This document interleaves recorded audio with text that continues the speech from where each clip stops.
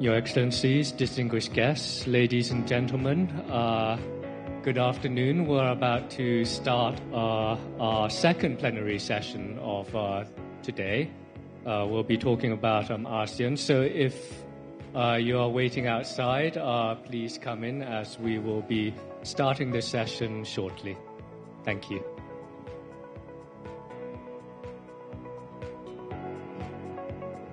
ค่ะสำหรับแขกผู้มีเกียรติทุกท่านนะคะเราจะเริ่มในPanelist Section ที่2นะคะอีกไม่นานนี้แล้วนะคะตอนนี้ก็ใกล้เวลาเข้ามาเต็มทีแล้วนะคะทุกท่านที่อยู่ด้านนอกนะคะหากได้ยินแล้วนะคะแล้วก็รับประทานอาหารเรียบร้อยแล้วพูดคุยเรียบร้อยแล้วนะคะก็สามารถเข้ามาด้านในนะคะเพื่อที่รอในส่วนของ Plenary Session ได้ค่ะซึ่งรับรองว่าในช่วงบ่ายนี้ก็มีเรื่องพูดคุยนะคะที่น่าสนใจไม่แพ้ในช่วงเช้าเลยค่ะ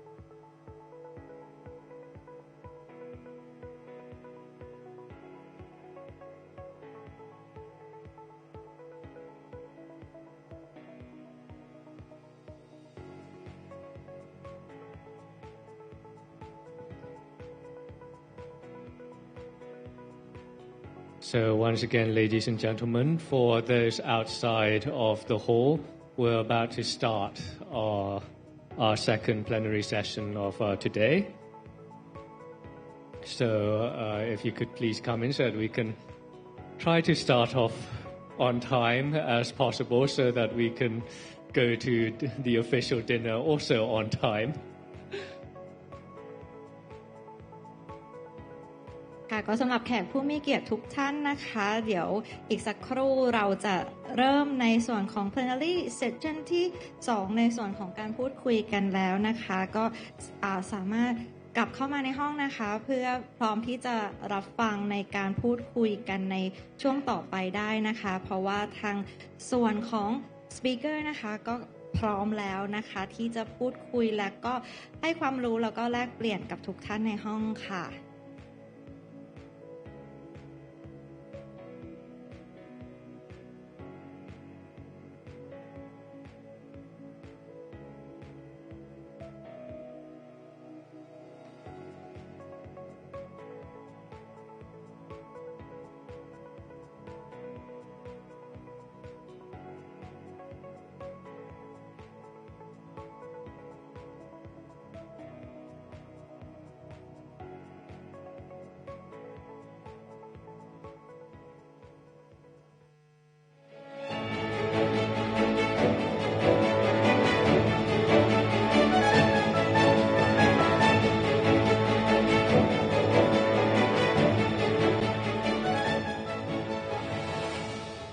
Your Excellencies, distinguished guests, ladies and gentlemen, good afternoon, bonjour, dajahao, dobraya dien, namaskar, konnichiwa, selamat pagi, petang, dan aloha oe.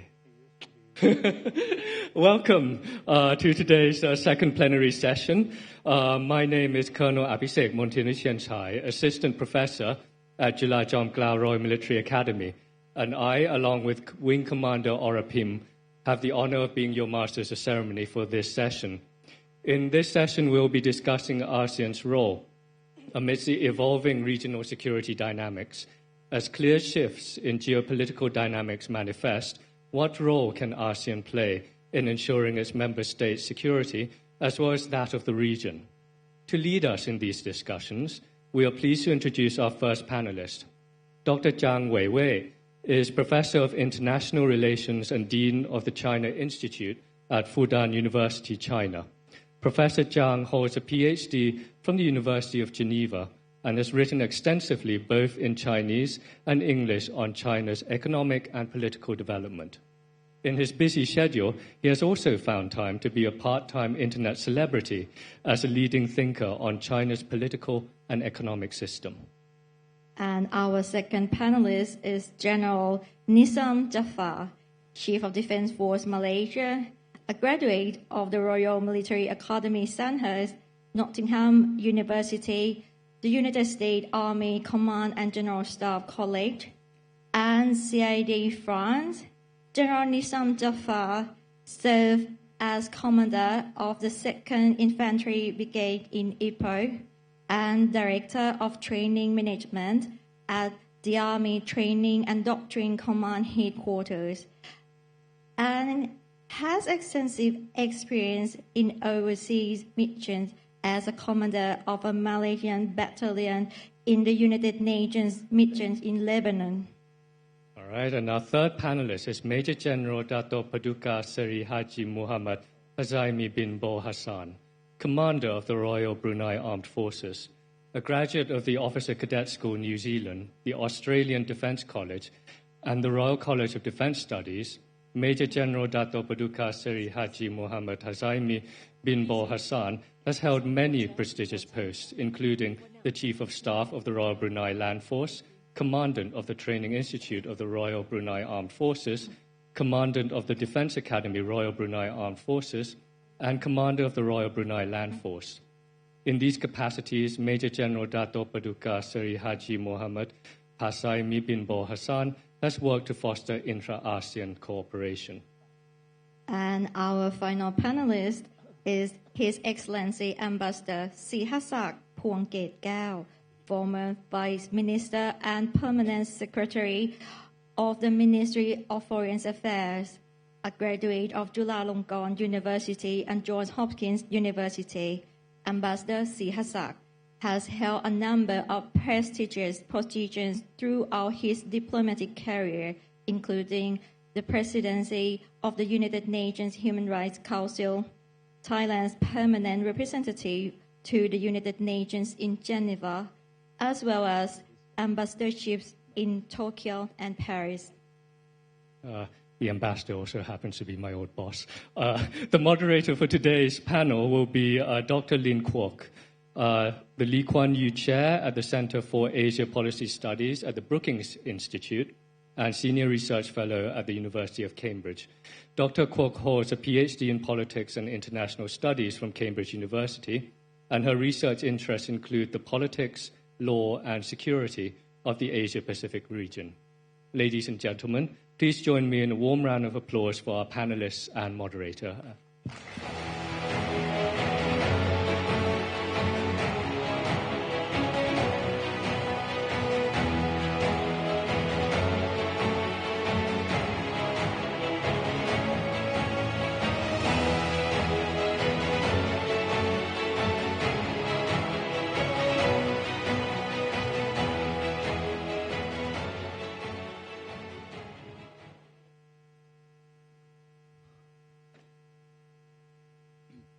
Good afternoon, everyone.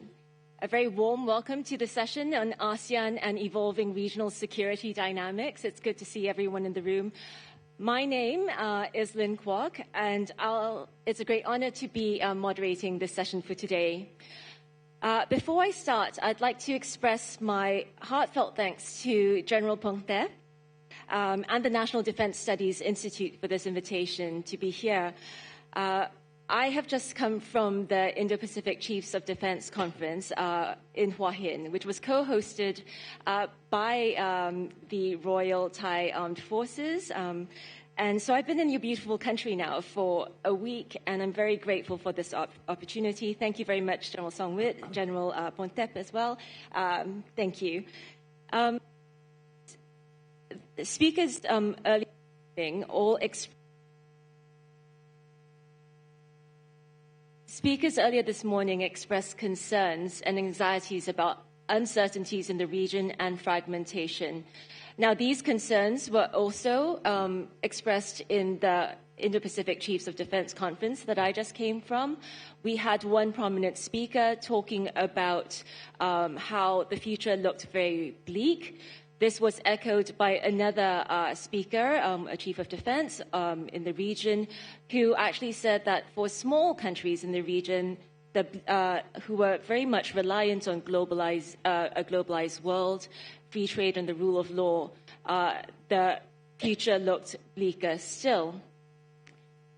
Certainly nowhere is this uncertainty more prevalent and concerning than in Southeast Asia.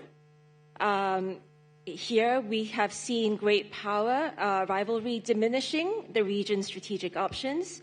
We have seen free trade give way to protectionism, and we have seen crisis both external to as well as internal to ASEAN, from the dispute in the South China Sea to the situation in Myanmar and the border disputes, all testing ASEAN credibility and cohesion. And all of this, of course, is taking place at a time when we're seeing the balance of power in the region shift, or at least being contested. Now, last year in September, so prior to the Trump administration and prior to these tariffs, I wrote a piece in Foreign Affairs that said that the United States is losing Southeast Asia. I did not say it has lost Southeast Asia, but I think at least there is contestation there. And earlier this year in June, after the tariffs, I testified before the House of Representatives Foreign Affairs Committee, in which I raised the question of whether or not, so in the past, we had the United States engaging economically in the region. Since then, perhaps that economic engagement has lessened somewhat, or is relatively lesser compared to some other countries. This was nonetheless okay for the United States because it provided a valuable security umbrella. But now with events in Europe, one has to question U.S. commitment and reliability. And of course, we have also seen events of the last few months also highlight how economic engagement can also be questioned. So it's not just economic engagement, but perhaps even negative economic repercussions from certain actions. So that is all giving rise to a balance of power that is either shifting decisively or at least being contested. So for decades, ASEAN has responded to turbulence in the system by asserting its centrality. But now that centrality is under pressure, the question for us today is quite clear, but I think the challenge lies in the practice. Can ASEAN rise to meet the challenges of the evolving regional security landscape and shape its future? Or will ASEAN have to let others decide for it? So to help us answer this question, I'm very pleased to be joined by the four distinguished speakers who have already been introduced. But suffice it to say that we have a leading perspective from China, as well as critical defense perspectives provided by two of the region's top military leaders. And finally, we also have the ambassador here providing a lifetime of diplomatic experience to share his insights with us. So thank you very much for joining me today. So a very quick explanation of how our session will run. We'll begin with opening remarks by each of the speakers. They will each speak for about 10 minutes. And following that, I'll lead a short discussion, and then we'll turn to you, the audience, for your questions. So do think about what questions you have for our panelists, and we'll get to them at the very end. So with that, I'd like to invite our very first speaker, Professor Jang, to the podium. Please, Professor Jang.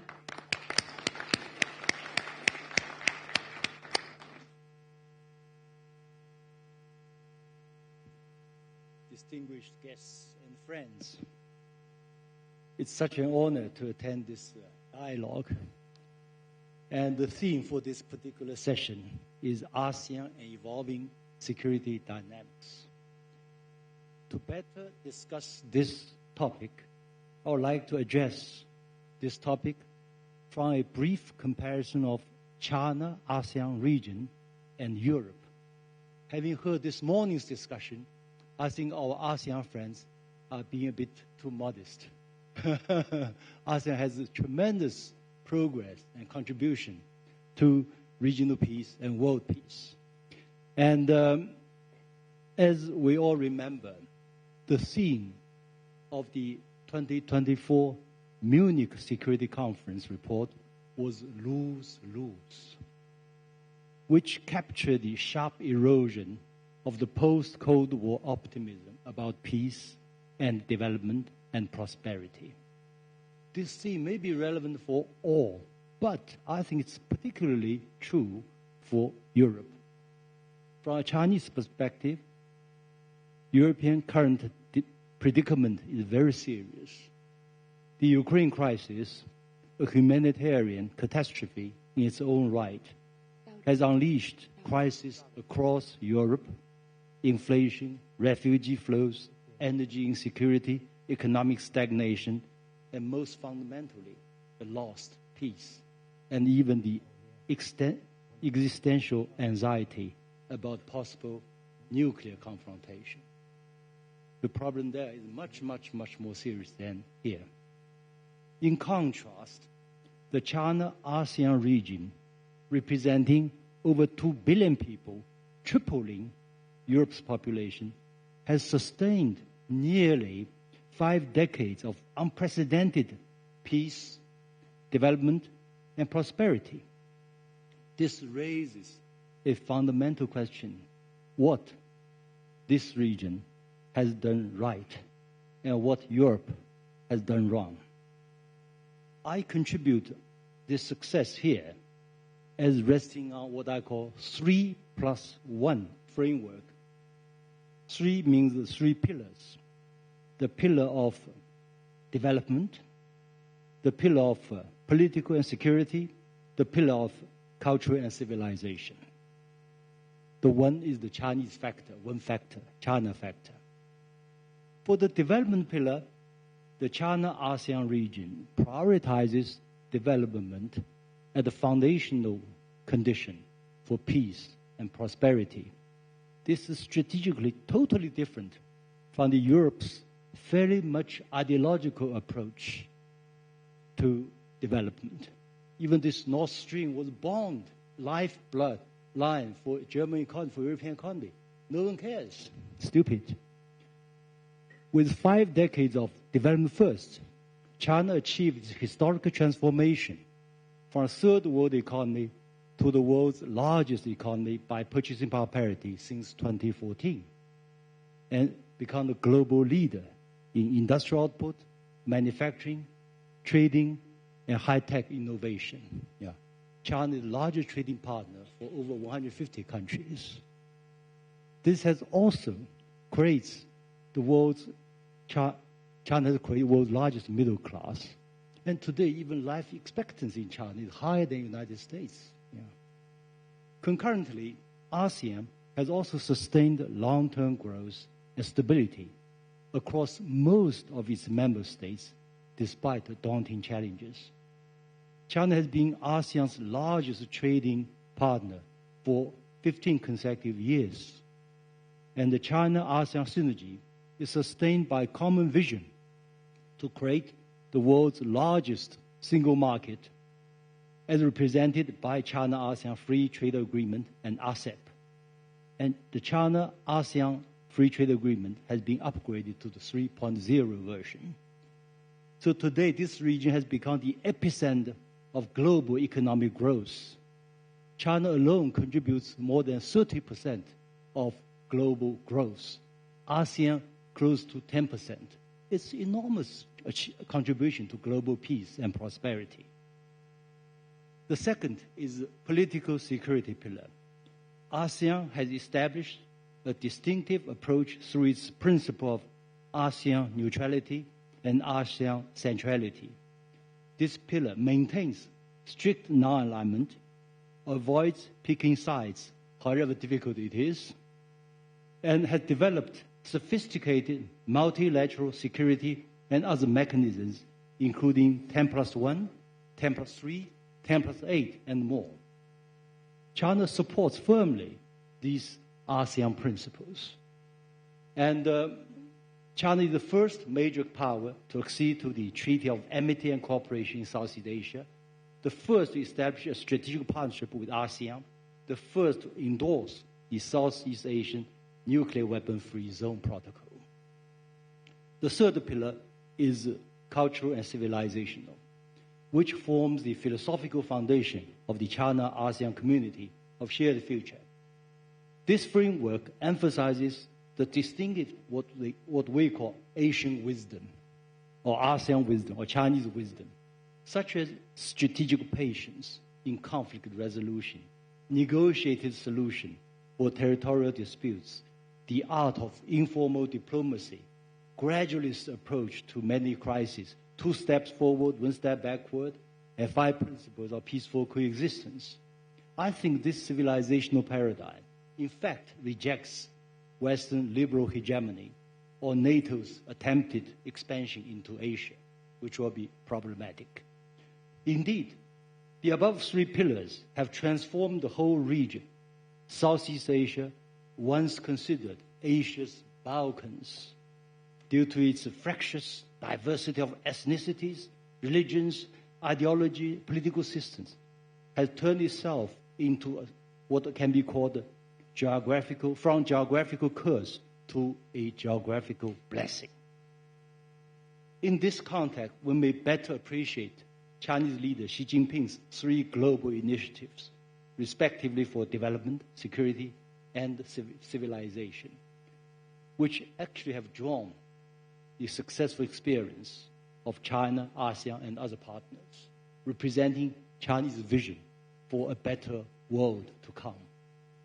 Asia's win-win and Europe's lose-lose stand in many ways from the different roles played by the United States and China in 2 regions. And I will go over quickly a comparison of China and America's way of thinking and behavior as big powers. First, the United States treats others as either a friend or foe. This is not Chinese approach. Chinese treat others with a much longer civilizational perspective, treating others as a friend or potential friend. That's a key difference. Indeed, China does not force any country to pick sides. You can be friends with anyone, with the United States, with any country, but don't cut into China's core interest like Taiwan. Second, China does not have the messianic tradition to convert others or militarist tradition for concurrence as the West. This difference is rooted in vastly different religious tradition between China and the West. And Chinese one is far more inclusive. And there was almost no, very, very few religious wars in China's long history compared with Europe's protracted religious wars over millennia. Buddhism, Taoism, Confucianism, and more in China have coexisted very well and drawn on each other's strengths. This tradition was a source of inspiration for many European giants in the time of European Enlightenment, like Voltaire, Leibniz, and Spinoza. Indeed, as far as Chinese is concerned, as far as Chinese civilization is concerned, win-win represents a common sense. Win-win represents daily life. Everyday life is a win-win. It's not a zero-sum game. From a Chinese point of view, it's very stupid. It's, to see modestly, it's fairly much myopic, if not stupid. Thirdly, of all major powers, China has the highest threshold for the use of force, a tradition originating from Sun Tzu, the author of the martial art of war. Renowned caution. He cautioned all the nations be prudent in applying military force. He said this 2 millennia ago. After all, China is the country that built the Great War to ward off aggression rather than conquering others. Indeed, when the Chinese Navy was, 50 times, 100 times stronger and powerful, more powerful than European Navy, we did not conquer other countries. We did not colonize other countries. In the first half of the 15th century, the Chinese Admiral Zheng He made many voyages to this region and to Africa, to other parts of the world. We did not colonize Southeast Asia or other regions. We traded with them. This is Chinese tradition. And Southeast Asia knows how to deal with China. China knows how to deal with Southeast Asia. We don't need others to lecture us. We'll lecture back. Fourth, this time-honored tradition has been reflected in the difference of state behavior between China and the United States. I'm slightly harsh on the United States, bear with me. When the U.S. became the world's largest economy at around 1890s, it launched the war against Spain and occupied the Philippines and Cuba. In contrast, China became the world's largest economy in 2014 by purchasing power parity with a mighty military capability and power. But China still seeks a negotiated solution to South China Sea disputes. However, I must state here, civilizational state is first and foremost a modern state with powerful defense capabilities. And 3 days from now, China will commemorate the 80th anniversary of China's victory against Japanese aggression and World Anti-Fascist War with a military parade demonstrating China's firm determination and high capacity to safeguard national security and sovereignty and territorial integrity, and to safeguard peace in the region and beyond. China has very clear red lines which no other country can cross. It's worth remembering in this regard. The Cold War was cold between the Soviet Union and the United States, but it's unfortunately hot between U.S. and China over the Korean battlefield in the 1950s and over the Vietnamese land in the 1960s when China's red line had been crossed. But even at that time, when China was 100 times weaker than today, we did not hesitate to adopt strong measures. Fifth, China has an overall vision for the world vastly different from that of the United States. It's a civilizational ideal of treating others, big or small, as equals, as friend or potential friend, not friend or foe. It's an ideal that rather than divide and rule, we advocate unite and prosper. We do this at home and succeeded tremendously and promote this abroad. It was succeeding. And we stand for firmly one humanity rather than on the table or in the menu. We don't buy this logic. Yeah. And I just tell you a story. When China and ASEAN signed free trade agreement, Chinese leader came to sign this agreement. He made a statement. He said, if 10 years from now, our ASEAN friends feel that this agreement is somehow only in favor of China, not in favor of ASEAN, please let us know. We will renegotiate this agreement, make sure it will be a fair deal. That's Chinese position. We call it discussing together, building together, benefiting together. A principle for China's BRI initiative. It's working very well. Not this black and white democracy and autocracy. Something wrong here. The world is already totally different. It's a difference between good governance and bad governance. That's the key. In this context, and number 6, it's useful to note, not long ago, U.S. Secretary of Defense, Texas, acknowledged openly in TV interviews. He said China's hypersonic missile system is capable of destroying all U.S. aircraft carriers within 20 minutes. That's his words, not my words. And he said in all war games over the past decade, U.S. lost to China. So in this context, I've long advocated a position. I hope it will be accepted by the United States, by other countries.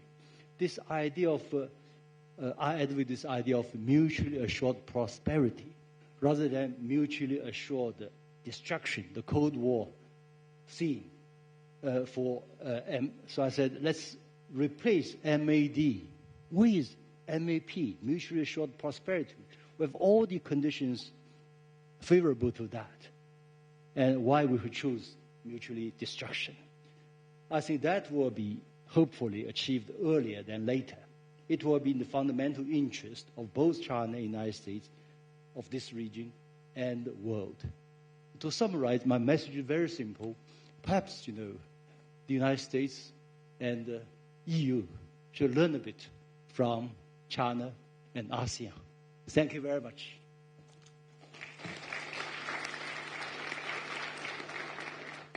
Thank you so much, Professor Jang. So much to unpack there.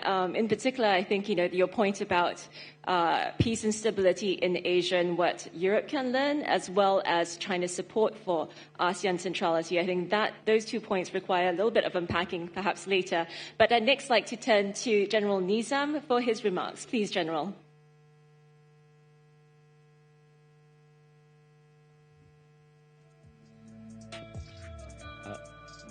Thank you very much, Madam Moderator, Dr. Lin, distinguished guests and the audience. I will stick to 10 minutes, no worries, Lin. I will explain a little bit before we go on to the actual topic, ASEAN. Let us see the security point of view. So basically I have 4 scopes. First, I'm driving in straight to the emerging of the 7 emerging security challenges and multi-spectrum of security that we have. Because this will be the crux of the matter before we dwell further in ASEAN. So why are we here today? We worried about what next in the years to come. So if you look through the 7 lists of emerging securities, this is very worrisome. Because every one of them will touch the multi-spectrum of security, will touch of the point that General Jennings bring forward earlier, which is the VUCA environment, the touch a very core between divisions of normal diplomacy and defense diplomacy. And I'm standing here on behalf of the defense diplomacy. When one diplomacy channel fails, we can open another channel, which is the defense diplomacy. Next, please. This is what we are talking about. This is why are we here, and look at ASEAN. The dynamism of ASEAN, we are the center. So everybody talking about the viability of ASEAN, whether can we stand as one or should we need others to assist us in moving forward. Do we have a complexity in this region? Yes, we have. We have few hotspots. We have the Myanmar, Thailand, Cambodia, Southern Thailand. We have the conflicting, overlapping claim in the South China Sea, which is a potential hotspot, and Southern Philippines as well. How do we mitigate this eventful hotspot in such a region? If you look at ASEAN, you cannot look at us as one individual nation, but you have to look at us as one big pack of one big association. We are 58 years old. We understood the meaning of one community, one vision, and one voice. Have we been there together as one? We're trying very hard. We have the first initial 5 founding members, and additional 5 other members that are coming in later. We are very unique because we speak different languages. We have different governmental organizations. We have different ideologies that we try to stick as one, and we will stick as one. Some says we are weakened. Are we? We are not weakened, but we learn to understand what others want. A lot of people coming in and telling you, this is what you're supposed to do, this is what you have to do, this is what you're supposed to do, without asking us what we want to do. You coming to us in this regional area, tell us what you can do, and tell us what we can do together, instead of telling us what we're supposed to do. So the next one I would like to touch on, next slide please. What can we do collectively? So, one, we can start increasing our CBM, confidence building measures at all levels, because through CBM, the idea mooted in 1990s, we can increase the transparencies, we can increase who we are, and we can increase level of trust between nations. And this is what happened when Thailand and Cambodia come into small crisis, where I mentioned to both of them, they have to increase the level of trust, and so they did. This is the key success, the CVM and the level of trust. Secondly, we should look into the informal breach. We are one phone call away. That's where we live in this region. Jang put it out, Susie put it out. If we want to go through bureaucracies, there's so many red tapes, and we don't understand red tapes. The armed forces, the military, we don't understand red tapes. We want, the moment you say go, we will go through all, and we see all gray lines into white and what we're supposed to do, and we will execute.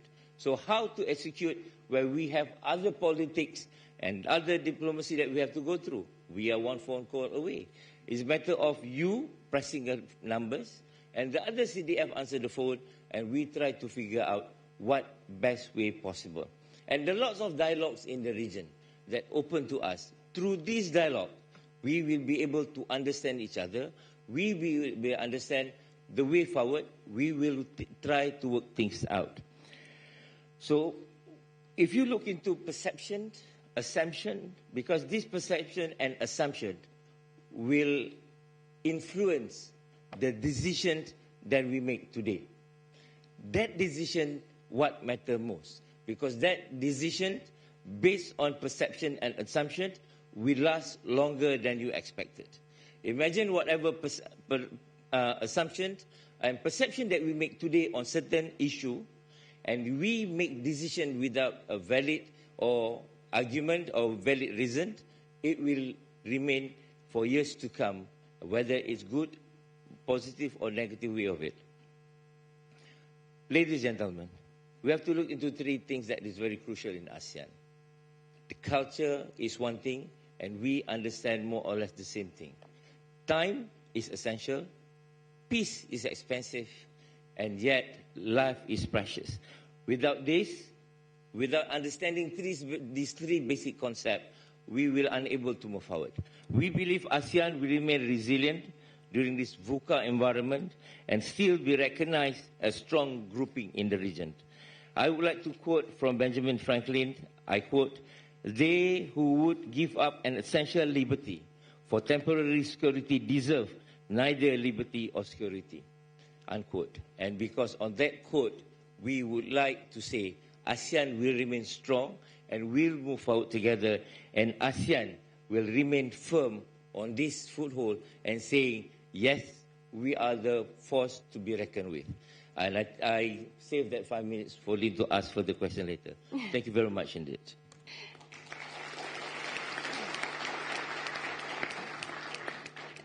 Thank you so much, General Nizam, for your generosity. General Nizam and I met a few weeks ago in Kuala Lumpur, where he kindly met with me. And he also mentioned that last quotation that you saw up on the whiteboard. And I really love how it perfectly encapsulates, the importance of devoting time and resources to the very most precious of things, peace. So I think as we continue in this discussion, I think all of us should, and as we move forward, that's something really important to keep in mind. Next, please, I would like to call on General Haszaimi to say a few words at the podium as well. Thank you so much, General Haszaimi.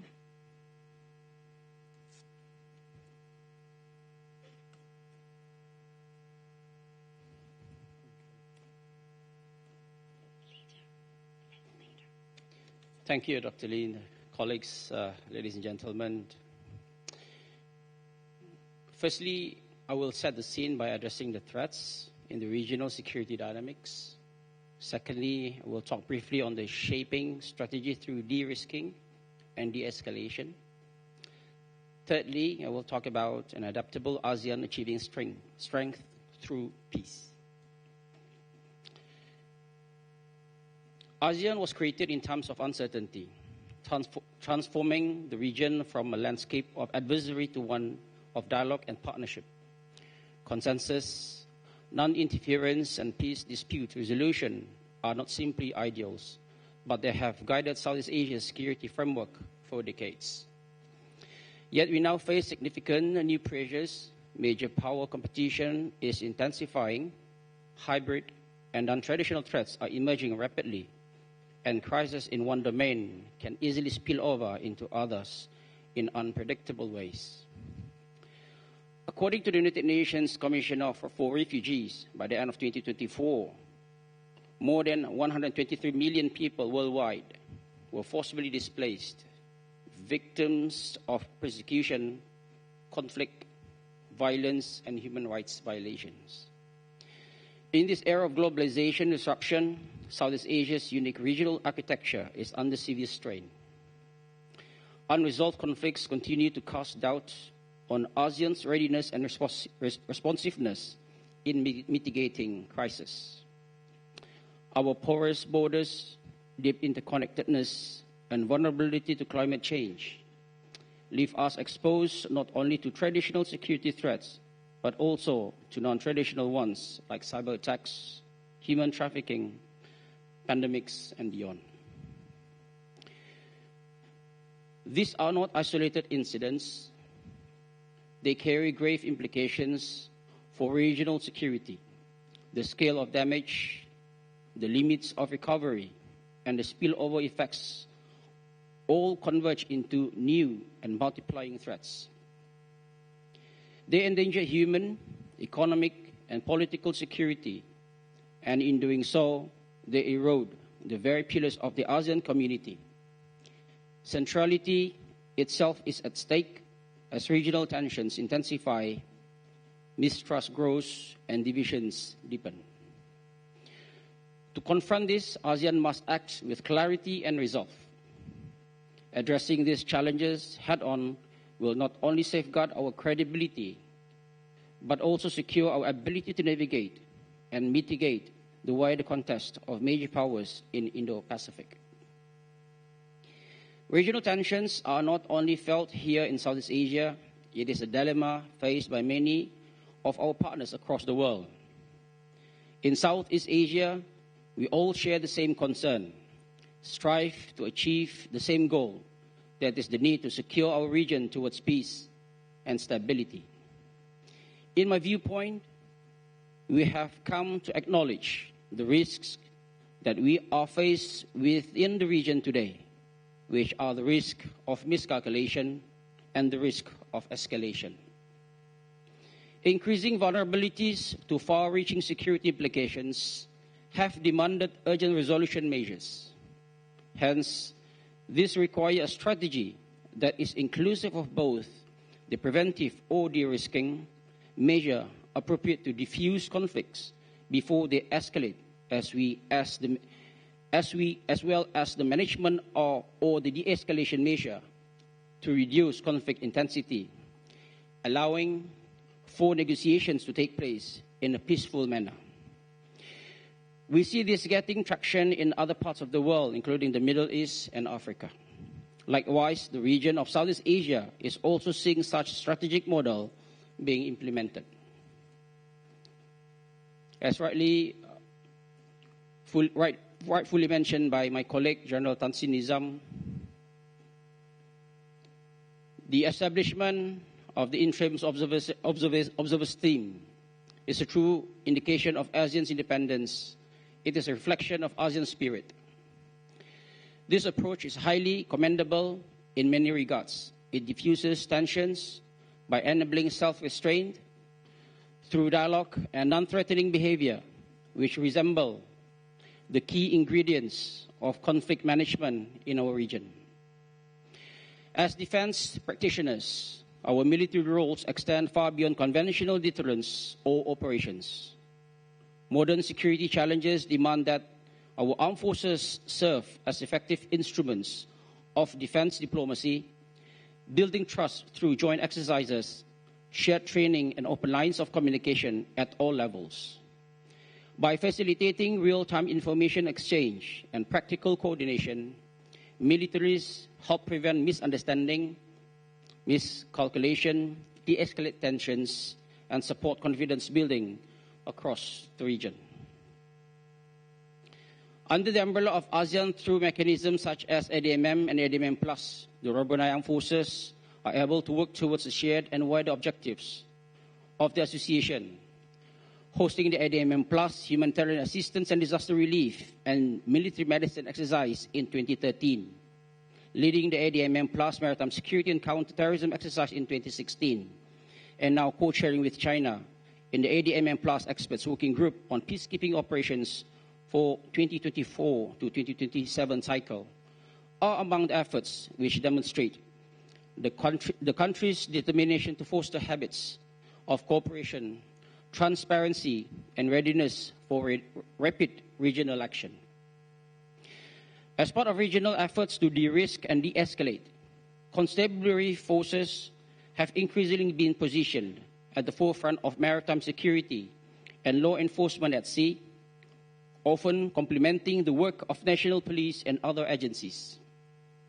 Their contributions are critical in addressing piracy, illegal fishing, smuggling, and other maritime crimes, while also playing important roles in border management, disaster relief, and search and rescue. In terms of risk reduction and tension management, constabulary forces often provide a more calibrated tool. In certain land border contexts, for instance, a stronger constabulary presence, guided a clear bilateral rules of engagement, and supported by adequate resources, could reduce the likelihood of incidents escalating into armed hostilities.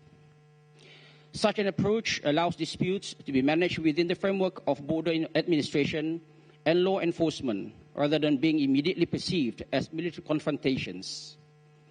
In this regard, investing a well-resourced and capable constabulary forces therefore can help ASEAN members enhance the ability to manage disputes while preserving stability and trust.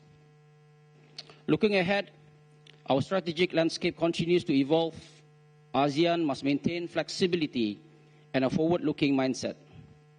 Our institutions should be equipped to anticipate instability, integrate civilian and military expertise, and deepen partnerships internally and within external stakeholders.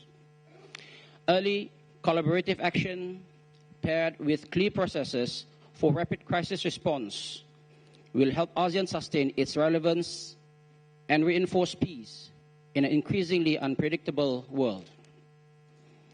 Peace is a luxury to all, but many not be attainable without its costs and compromises. To us, Brunei Darussalam peace embedded in our national vision Wawasan 2035, which aligns with the broader goals of ASEAN, particularly through its Vision 2045 that emphasizes a responsive, adaptive, innovative, and informed ASEAN community. Our drive towards becoming a peaceful country is also enforced by the national defense deliverables. ASEAN's major success lies in the fact that no major wars have happened on the region's soil among its members' countries. It is in ASEAN that we find our motivation, our support, and our strength.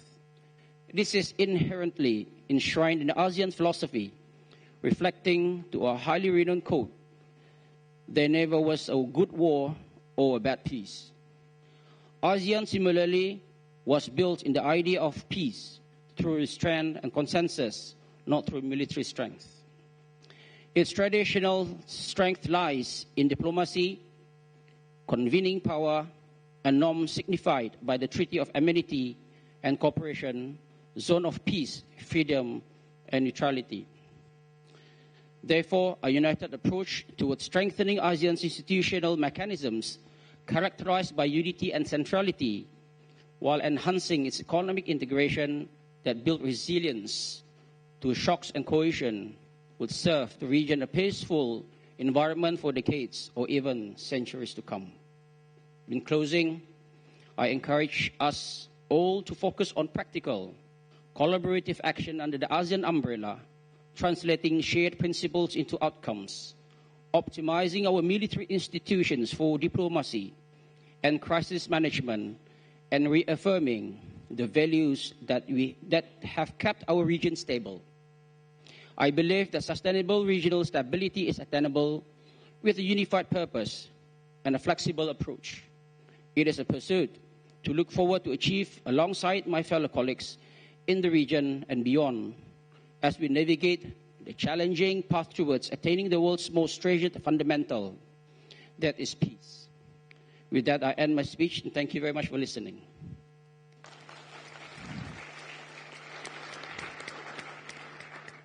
Thank you very much, General, particularly for highlighting the risks of escalation and miscalculation in the region, but also some of the achievements that ASEAN has made over the years. Thank you. Ambassador, please, the floor is yours.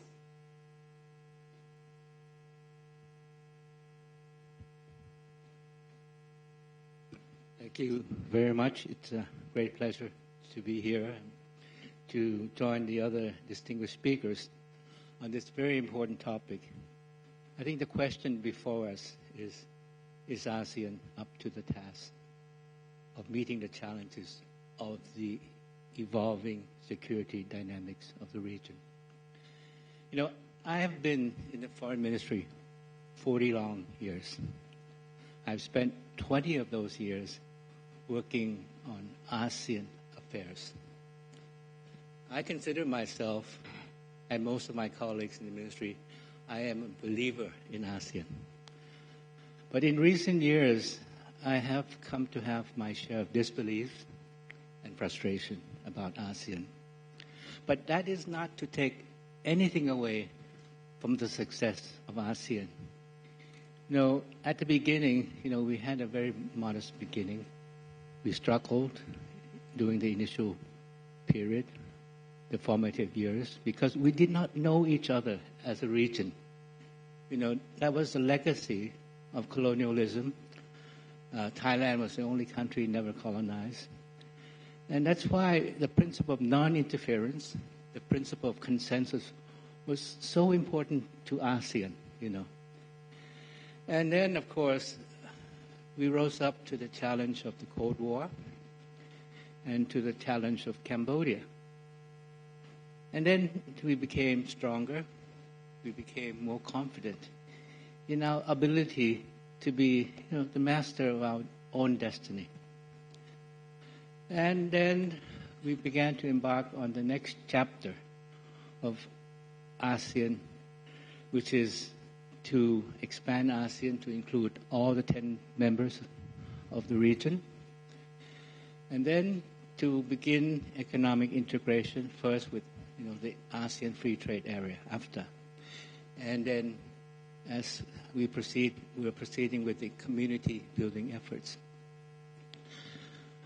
My contention is the world is changing in a very profound way. It's going through tremendous transformative changes. I think we all know about the world as being more fragmented, the shift in the balance of power, a multipolar world, the shift from east to west. We have a nation century, but of course, it's not certain it's going to really be a nation century yet.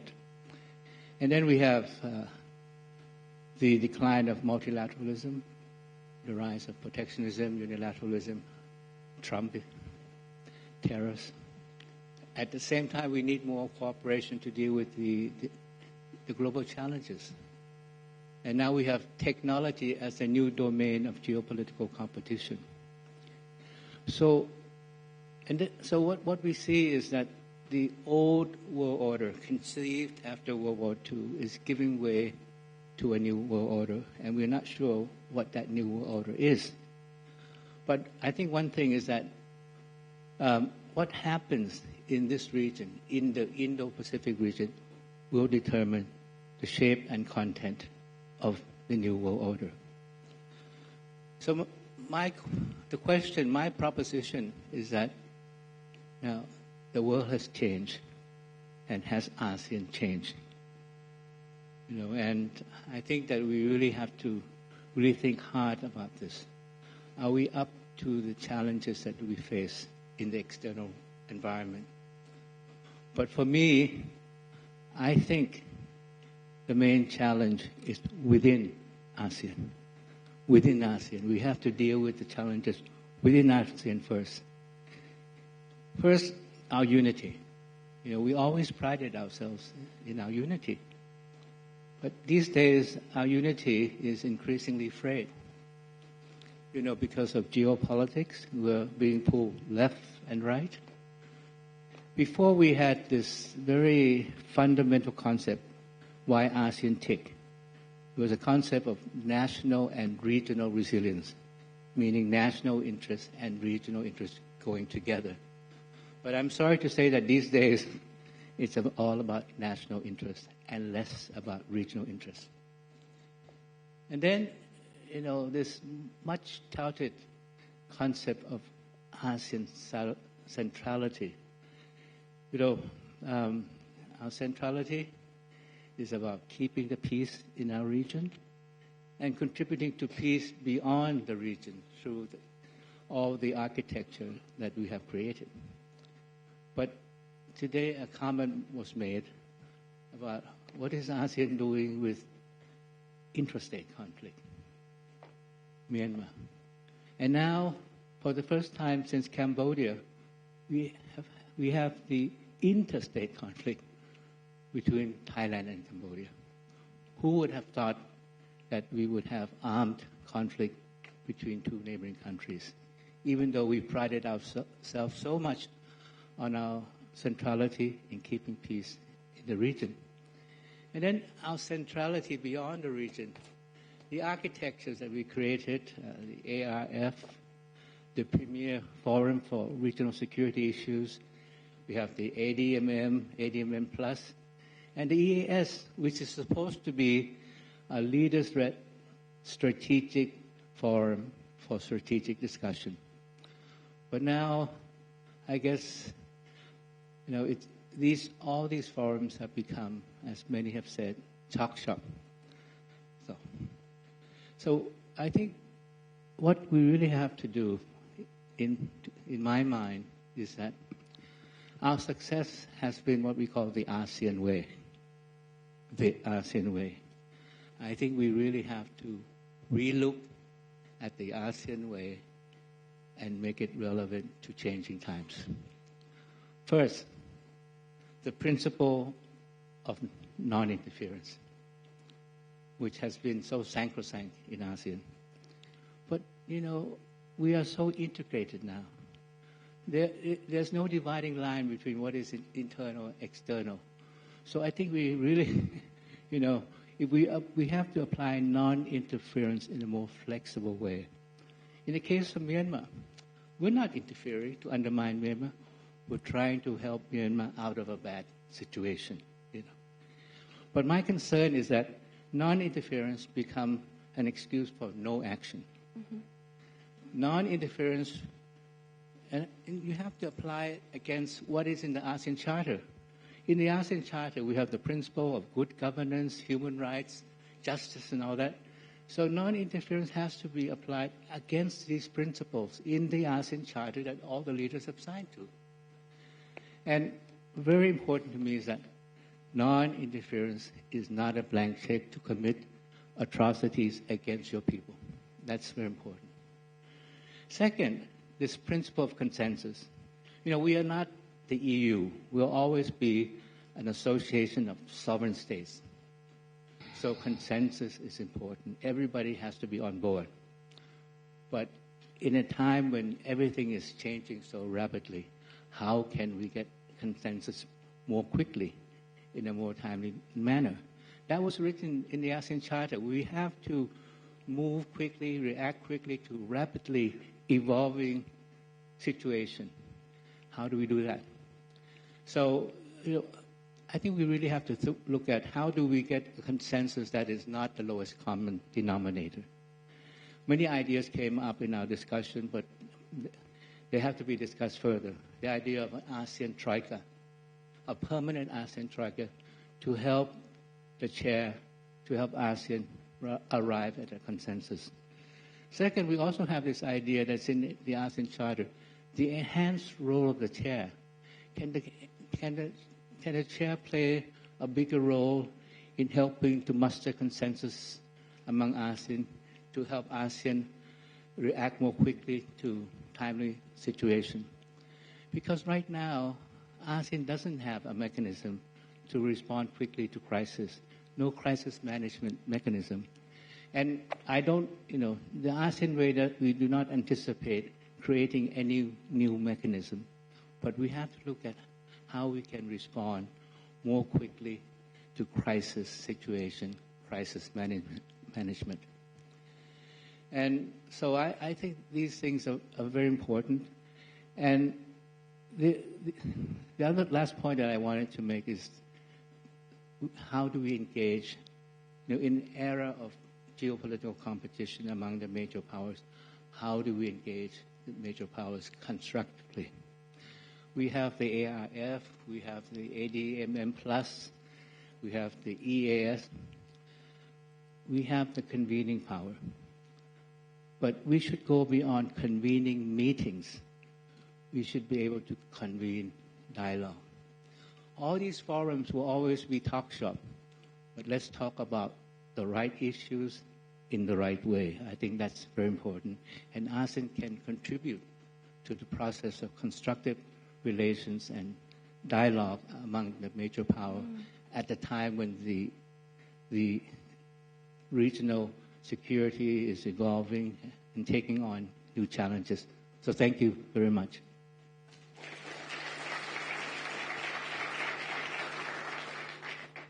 Thank you so much for those rich insights, not only for casting a critical lens on ASEAN, a critical and fair lens on ASEAN, but also suggesting ways forward. I'd like to now engage in a moderated discussion with my panelists here. I would like to start with Professor Jang. Professor Jang, you highlighted the peace and security that we've seen in the Asian region.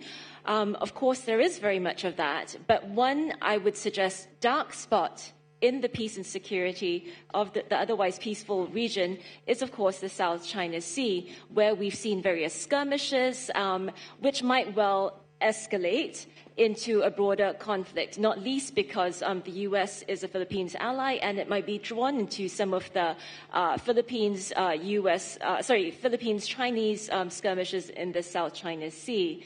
Is China thinking about how it can remove this blemish from the otherwise peaceful region? Is China thinking about ways in which it can truly make Asia peaceful? Because it also benefits China. If we look at the most recent poll conducted by the Institute for Southeast Asian Studies, the majority of respondents interviewed in that poll from Southeast Asia, over 51% cited the South China Sea and the aggressive activities there as the most worrying geopolitical concern. So what is China hoping to do about the South China Sea? Or is it more business as usual? Well, concerning South China Sea, obviously, there's no problem of freedom. China is the largest trading nation in the world. We are concerned more with freedom. It's always there, very safe. Thousands of ships going every day. So this is very much, manufactured. Second, even concern this troubled relation between China and Philippines. The maximum pressure China used up to now is only water cannon. Don't make it as if a conflict's coming. No. In fact, if you pay attention to the details, because both China and Philippines signed into this declaration. And this declaration is not legally binding, but it stands for peaceful resolution. So there is tacit understanding even on this situation crisis.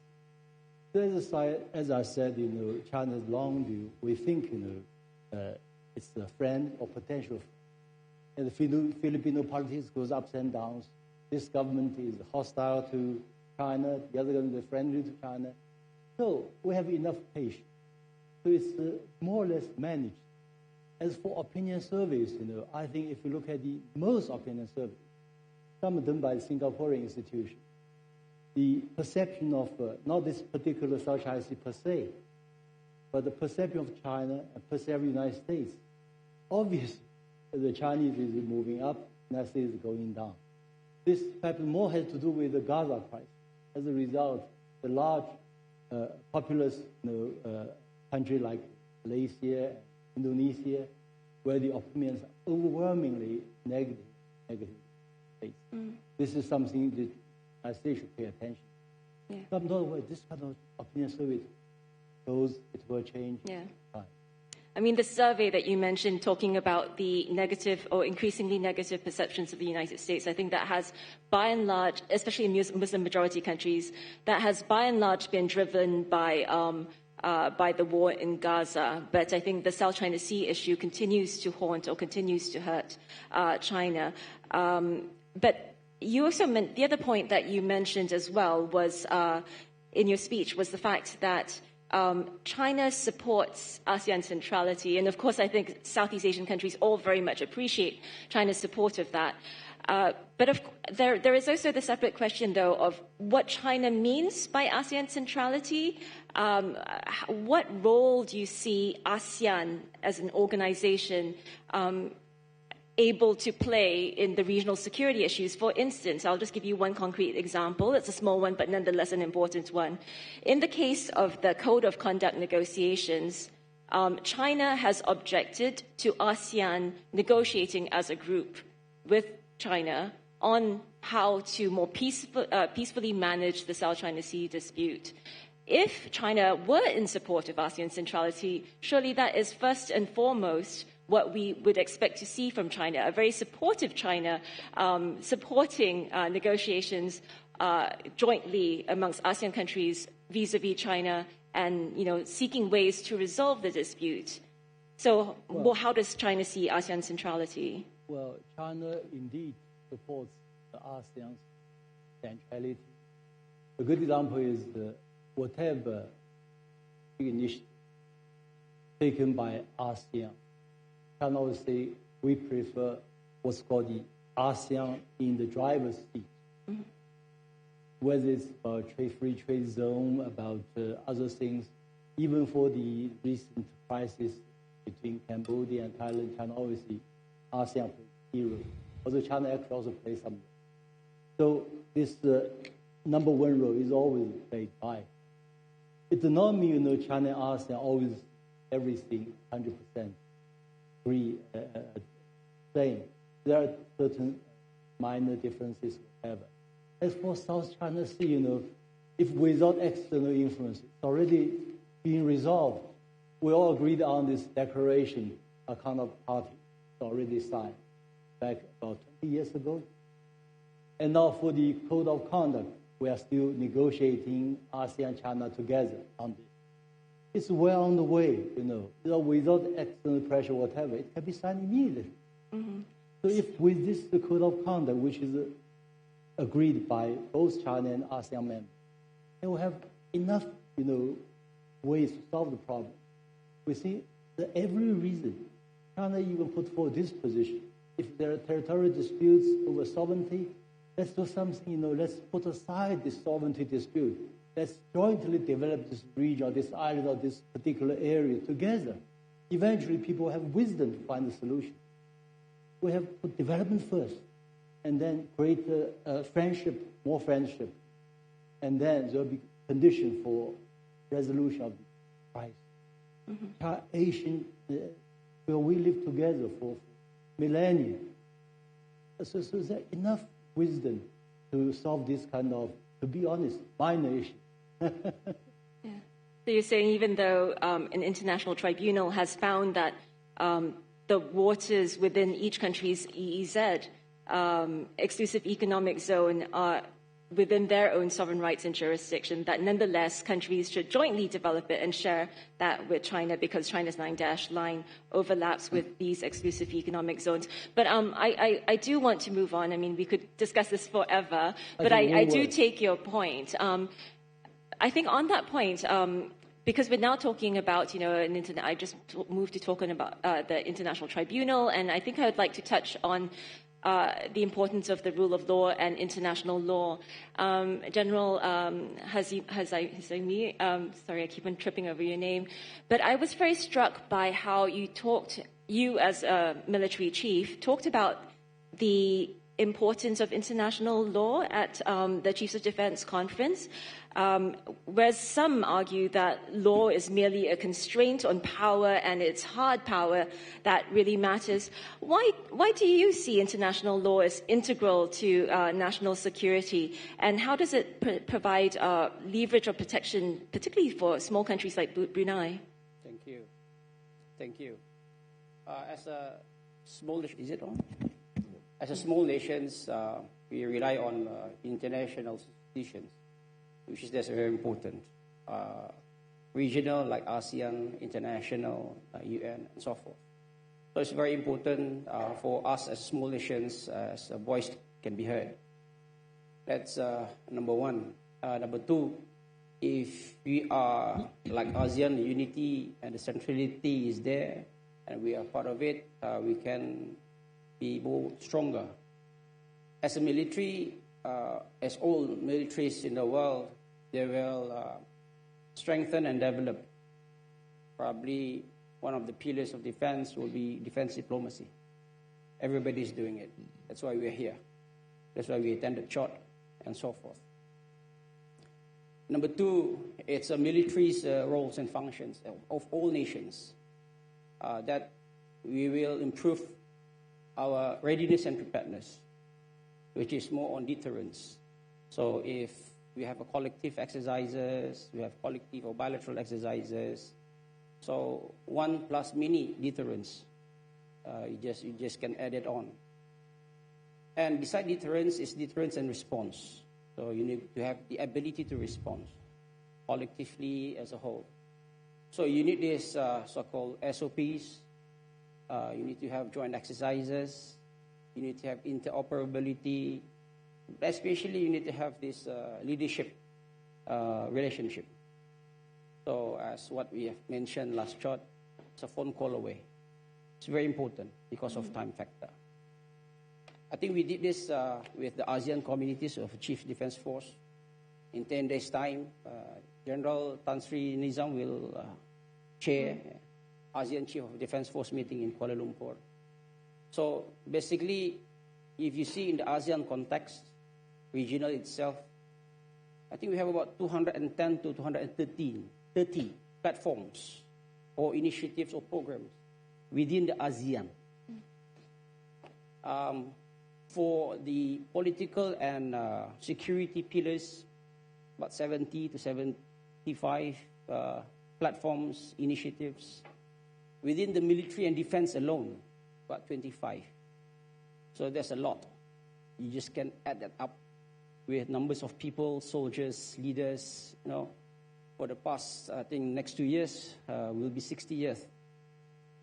And as a complete ASEAN, after Cambodia was in 1999, we are in 27 years.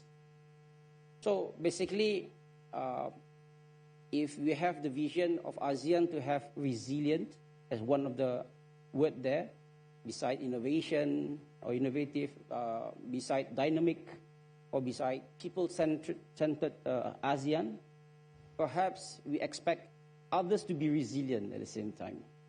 Do not give up. So the platform is there. It's just a matter of putting the ideas, the discussions into context. Perhaps, as I mentioned just now, we need to be clear with our purpose. We need to have a timeline, perhaps. We need to have a regional strategy, perhaps.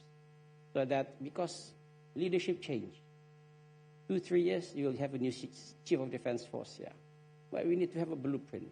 National, they have blueprint. Perhaps regional within the security context. But talking about security and defense is intertwined. Yeah, because if you talk about security, sometimes you're thinking about the police. That's what I was mentioning about the constabulary forces. But we are in defense. But it's just a matter of how we support each other in terms of so-called transnational crime and so forth. So this is very important for us.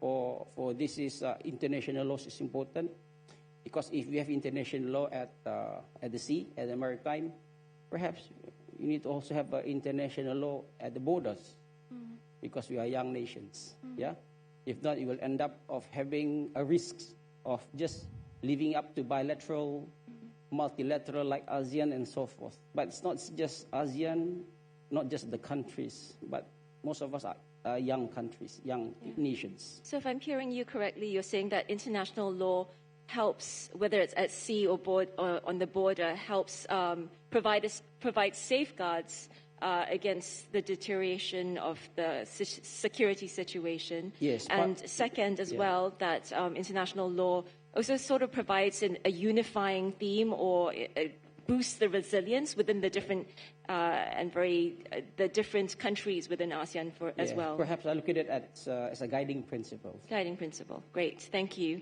Perhaps now I could turn to General Nizam.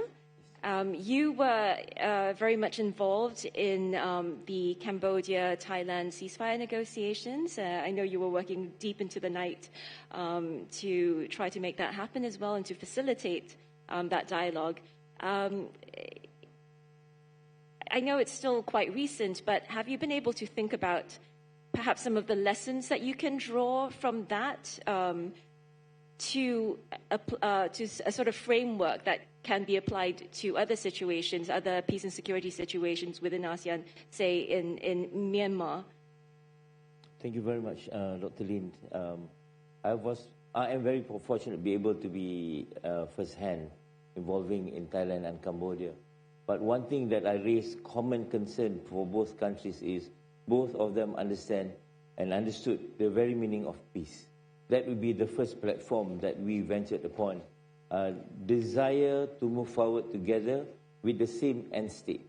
Once you establish the same end state to both nations, that will be the common platform for you to continue to work on that particular basis. And I was fortunate that both of the country leaders understand the importance of peace and understand that time is not on our side and understand that we have worked together. And this is the time, His Excellency Ambassador had mentioned before, are we merely talk shop or this is the time for us to do something together? And this is the time when I mentioned to other CDF of ASEAN, this is the time that ASEAN have to work together and to prove a point that we are not mere talk shop. At least we can come together to understand a common goal, which is for peace. Whether can it be suited or can be used in Myanmar, it yet to be seen. As the common principle that I brought forward was, what do they want? Understanding what do Thailand want, and I understand what the Cambodian want, and to find the common understanding where both of the end state. So, as been mentioned by the first parliamentary, Myanmar problem have been there for the last 80 years. Probably we should ask, what do they want? And then we mitigate around what can we assist to achieve what they want, instead of telling them, this is what you want. When we are telling 80 years problem of what they want, and the resistance of trying to come up with common understanding will be very difficult. This is my point. And the other thing, the rules of thumb, military talk the same language. It's easier to talk about the things that we understood together, the hardship that we went through together, and then from this hardship, we can work together towards a better thing. Thank you, Lynn. Thank you. And turning to you now, Ambassador, perhaps we could just drill down on some of the issues you raised a little bit earlier. We often talk about the need for reform in terms of ASEAN's mechanisms for managing disputes.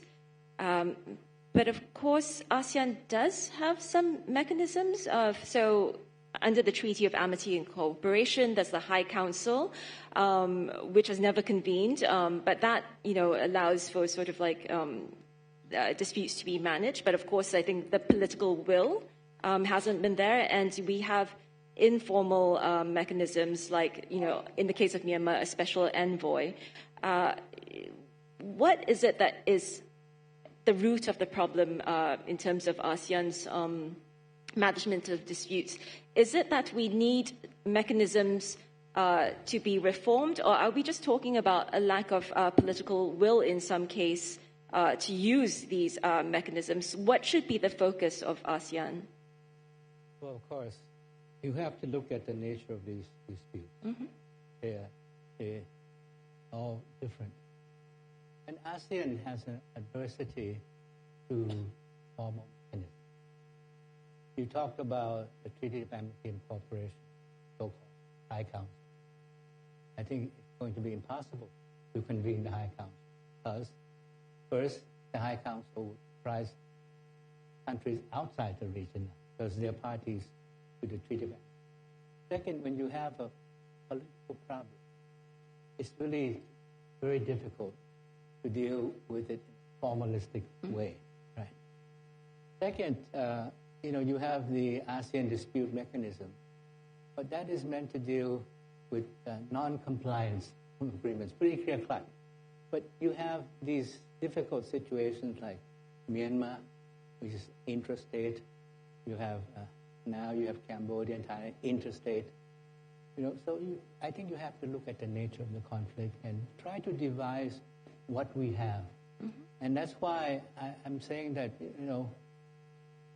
what we have now, maybe first, how do we react more quickly to this kind of situation, contingency? Do we have to debate the policy of non-interference every time that this is Myanmar is an internal problem? Because it's not an internal problem. And so I think, we have to come to understand, first, non-interference. Is it going to apply the old way or the new way in ASEAN? Second, why do we have to, I've been involved in ASEAN for a long time. Just to get a statement out on the situation in Gaza took us 2 weeks. Situation already changed, So how do we get a consensus that is more quickly so we can deal with this kind of situation? And in the end, I see it as the chair being played like Malaysia. Malaysia is a proactive chair. Malaysia is a big country, a big player. So Malaysia can do it. But then the chair change every year. So you may not have a chair that's proactive like Malaysia. What do we do? And so we thought about that, and we thought about maybe having a permanent troika would help, so that the chair is not a decision for the chair alone, right? So it's a joint responsibility, and then the troika would work to get a consensus more quickly. So those are ideas that is doable within the current confines of ASEAN, So that's one thing. But I think each situation is different. And on Myanmar, my frustration, to be very frank, because I'm a retired diplomat, first, I don't feel, somehow I feel that Myanmar is not a challenge for the whole of ASEAN. Some countries feel that, it's domestic affairs. Some countries ASEAN has to continue business as usual. Let Myanmar work the problem itself, But Thailand, we can't. We're next door. So we have to be a little bit more proactive. And the neighboring countries have to be proactive. But the real frustration is every time Myanmar is discussed in the foreign ministers meeting, or it's first reaffirm the 5-point consensus, and then leave it to the chair, the special envoy, to do whatever he or she wants. That's all. We never discuss about strategy on how to implement the 5-point consensus, where to begin, what is the starting point. But that's important. So I agree finally that we should have a permanent ASEAN envoy on Myanmar so that he or she can continue working on this. And so it should not be the permanent envoy or the envoy of the chair. This is the envoy of ASEAN. The term should be more than 1 year.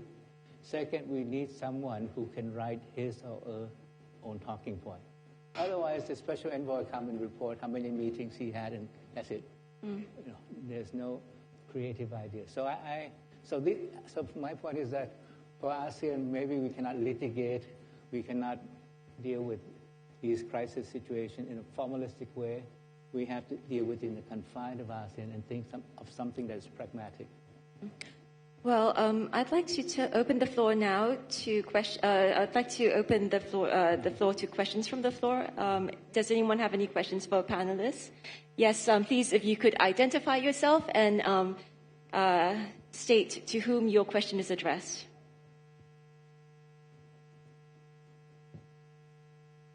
Hi, everyone. My name is Dr. Sirin Akarapan from Thailand's National Defense College for Future Leader Program. My question is for General Nizam. So Malaysia is the chair of ASEAN right now, right? And my question is regarding Thai and Cambodian border conflict. So based on your experience as the moderator of this conflict, can you share whether are there any issues or challenges that make Malaysia feel it's quite difficult to perform this job? Or if there's no difficulty in performing this job, can you share the experience from the moderation? Thank you very much. And thank you so much. And if there were any other questions, perhaps we could take them all as a group. Yes, please, sir.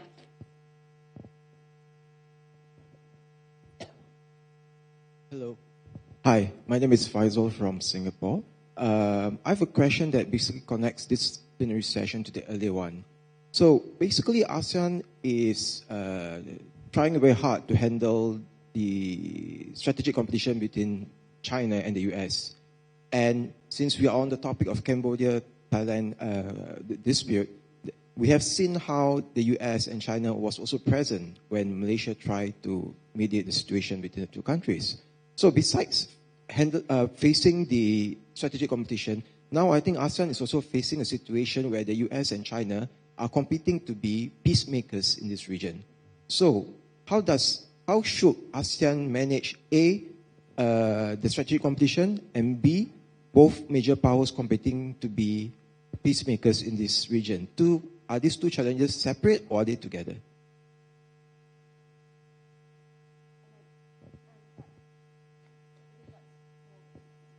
Thanks, Lynn. Morgan Michaels from the IISS. My question is for Ambassador Sihasak.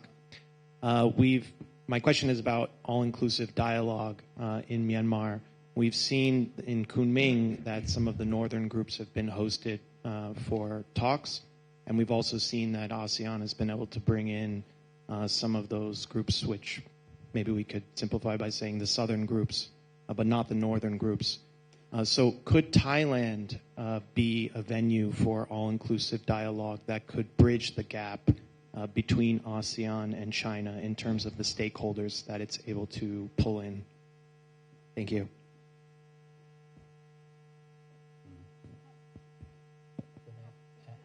Answer the last question. Could I answer the last question about inclusive dialogue? I think I look at General Songwit. I'm sure that we're ready to provide the venue. But I think the challenge is, are they ready for inclusive dialogue? You know, and it depends on what you mean by inclusive dialogue. Everybody's sitting at the same table together.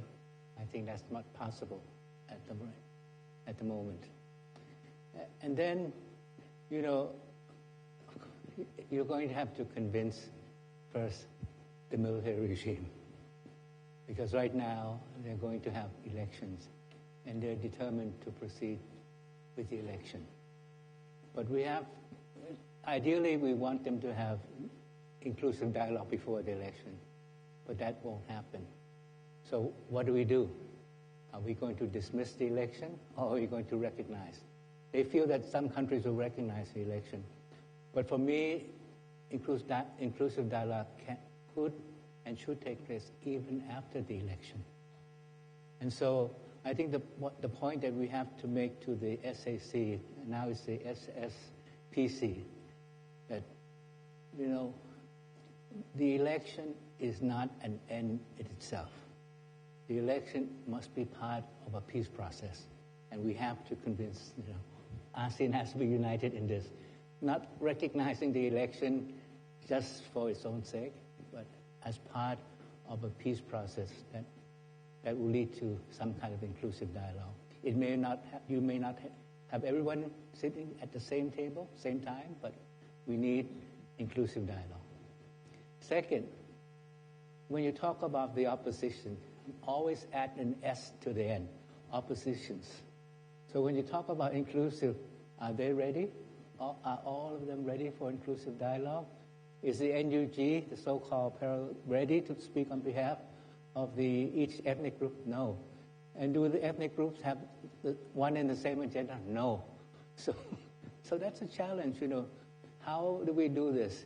We all have this ideal concept of inclusive dialogue and all that, but it's not going to happen the way that we think.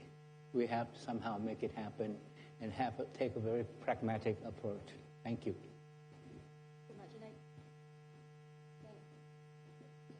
Thank you. I believe the next question was for General Nizam. First, allow me to respond to the question you asked whether is it difficult. Hello, excuse me. Whether it is difficult or not, complex or not, neither or. First, what I did was establishing a common platform. One, it is a bilateral issue that we have to respect. It's between Thailand and Cambodia over long dispute issues of their borders. Second, what is the end state of both countries, Thailand and Cambodia? I established that as well. Thirdly, whether do we need other interference from other forces or just merely ASEAN per se? And we decided both Thailand and Cambodia, it will remain ASEAN only. So when I went and meet General Songwit and also General Ban Sen in Phnom Penh, the first two things that I brought forward is the bilateral issue that we will not interfere, but what we will be is to ensure the agreement in Kuala Lumpur, which is the CFA, ceasefire arrangement, will be observed strictly. As long as it be observed strictly, I think the rest of the mechanism will be in place, which is the RBC. You already have 4 RBC to discuss on the issue, and GBC in Kuala Lumpur and coming GBC. This is important. And obviously, the mechanism that we set up was the IOT, the Interim Observers Team, and later on, if the time permit or both countries agree, there will be AOT, ASEAN Observers Team. Currently, the defense attaché in both countries are the person who look after the consists of the IOT, and 9th of September, there will be an augmented team from 5 other nations, which is Malaysia, Singapore, Brunei Republic, Indonesian Republic, as well as Philippines, will be dispatched to Phnom Penh to look into the ceasefire arrangement. So there's no violation anymore. So the process of RBC and GBC will take on place. Complex, it is a complex. No ceasefire is not complex, that we can pick and choose. But mitigating it through this mean will mean great deal by both of all the relevant parties understood the end state that we want to pursue. That's my take on that. Thank you very much. Thank you. And I think there was one final question, the last question. Perhaps the ambassador could take it. How can ASEAN better navigate great power rivalry? And what does one do about the great powers competing to be peacekeepers? Can you have too much of a good thing? Well, the geopolitical competition is going to be intense. And it's not just geopolitical, it's geoeconomic, geotechnological competition. So ASEAN really, has to skillfully manage this competition among the U.S. and China in particular. But it's not just U.S. and China. It's China and Japan, India, and China. So, but I think what is important, and I go back to unity and centrality of ASEAN, we have, in order for us to have strategic autonomy, in order for us to have some kind of agency, it takes maybe a little bit of wisdom and wit, good footwork, But I think we need a united ASEAN. Everyone thinking about ASEAN, not just thinking about their own national interests. Second, we need to really recognize that we have to be proactive when it comes to centrality. So I think that's, but when it comes to, peace, that's good if the major powers want to help facilitate the peace, but it should not be a peace that imposed by the major powers. It should be a peace that is homegrown, a peace among the parties concerned. Thank you. Thank you. And just very quickly, because I think it's important to end off with a clear direction of where we want to go and how we get there. Perhaps I could ask each speaker to speak for 30 seconds about what will success for ASEAN in the security realm look like in the next 10 years, and how do we get there? But perhaps for China, Professor Jang, you could address what a successful ASEAN role in regional security might look like. I think ASEAN plays very important. China appreciates very much. We all support, I said, not divide and rule, but unite and prosper. We prefer more united. The more united, the better. For ASEAN, for China, for the region. Please do not follow EU's model, which lost its identity, lost its autonomy, lost its independence. It's NATO-like. Keep America in, keep Russia out, keep Germany down. This is a wrong therapy. Thank you. So the success would be a very much more united ASEAN in 10 years. General Nizam. Well, ASEAN will be successful, as I agree very much. We have to change. We have to change. We have to change from merely talk shop into more proactive role. We have to change into understanding what the needs of its members. We have to change into more understanding the geopolitical environment. These, whether we like it or not, become the center of major power rivalry. Not just China, United States. There's a lot of other nations as well. You have AUKUS, you have Quad in the region. You have so many alliances into one small region that smack into. And then we sometimes may ask ourselves, do we need all of this just to tell us what we're supposed to do? Or just allow us to sit back and ask, this is the way forward, and what speed we want to move forward, and how we want to change in our own way that we need to change. Or else, we will be diluted sooner or later. Thank you very much. Thank you. So less talking, more doing, and greater strategic vision. Thank you. Please, General. Thank you. I'm optimistic on the military and defense architecture. It's quite stable. I think it's going to be stable for the next 15 years. As long as we don't mix up with politics and military.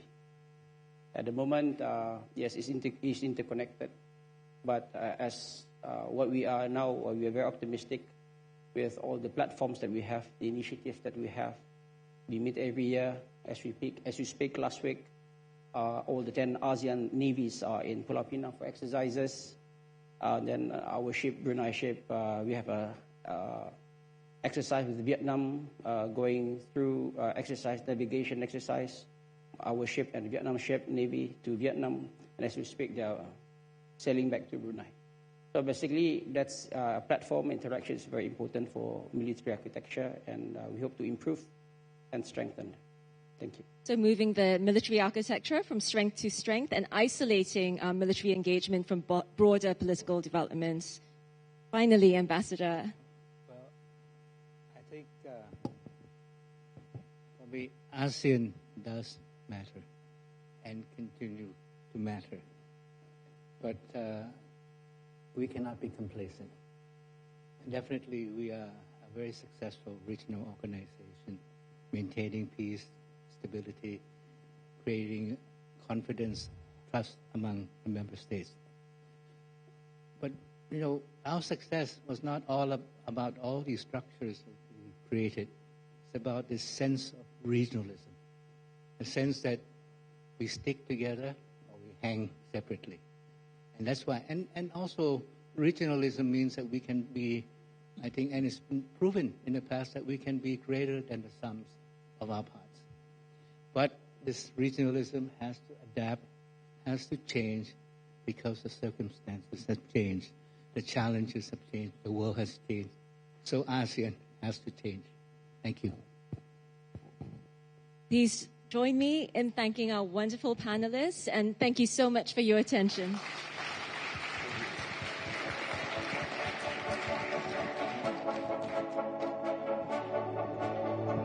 Thank you to our esteemed panelists for sharing their knowledge and experiences, and the moderator for her expert steering of the discussion.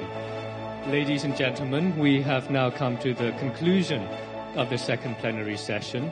We hope that you found the new perspectives to be engaging and thought-provoking in finding a way forward for ASEAN's regional role, despite the challenges that face us.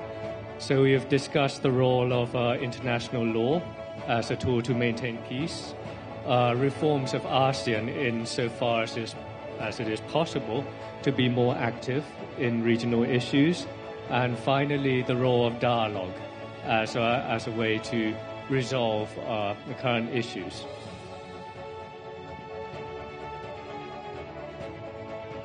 So before we move on to the break, we would like to take a moment to express our heartfelt gratitude to our distinguished speakers and moderator for their invaluable contributions in a more concrete way.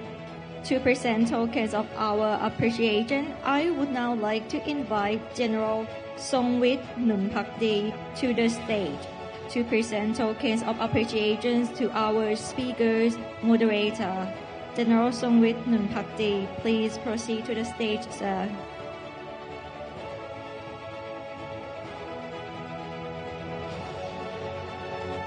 So first to receive the token, I'd like to invite Professor Jang Weiwei, Professor of International Relations and Dean of the China Institute at Fudan University, China.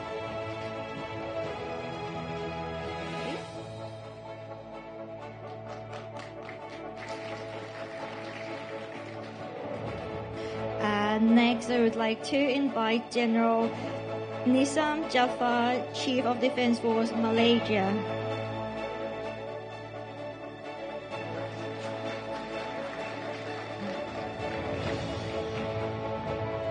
And next is Major General Dato Paduka Seri Haji Muhammad Haszaimi bin Bo Hassan, Commander of the Royal Brunei Armed Forces.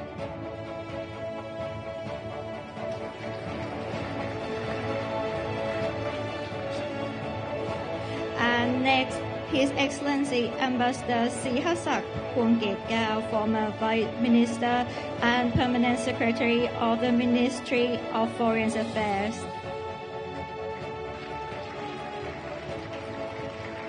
And last but by no means least, our expert moderator, Dr. Lin Kwok, Lee Kuan Yew Chair at the Center for Asia Policy Studies at the Brookings Institute.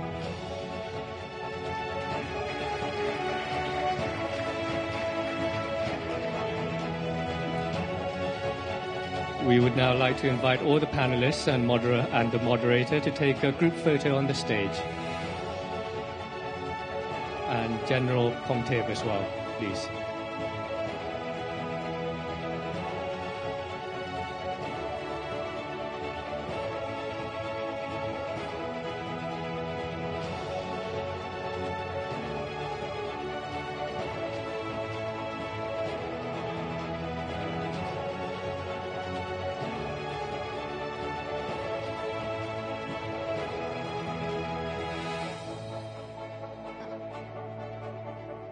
And we have our shot. Thank you very much. Thank you, General Songwit, General Pongtep, and our sincere appreciation once again to all our speakers and moderator for their exceptional insights during this session. We would also like to thank the sponsors appearing on the screen now for their invaluable support of this event. To give you the opportunity to take this discussion further, let's take a brief 30-minute break. The break will be served in front of this hall. We will then reconvene with our third and final plenary session for today at 15:15 hours. Thank you. Thank you.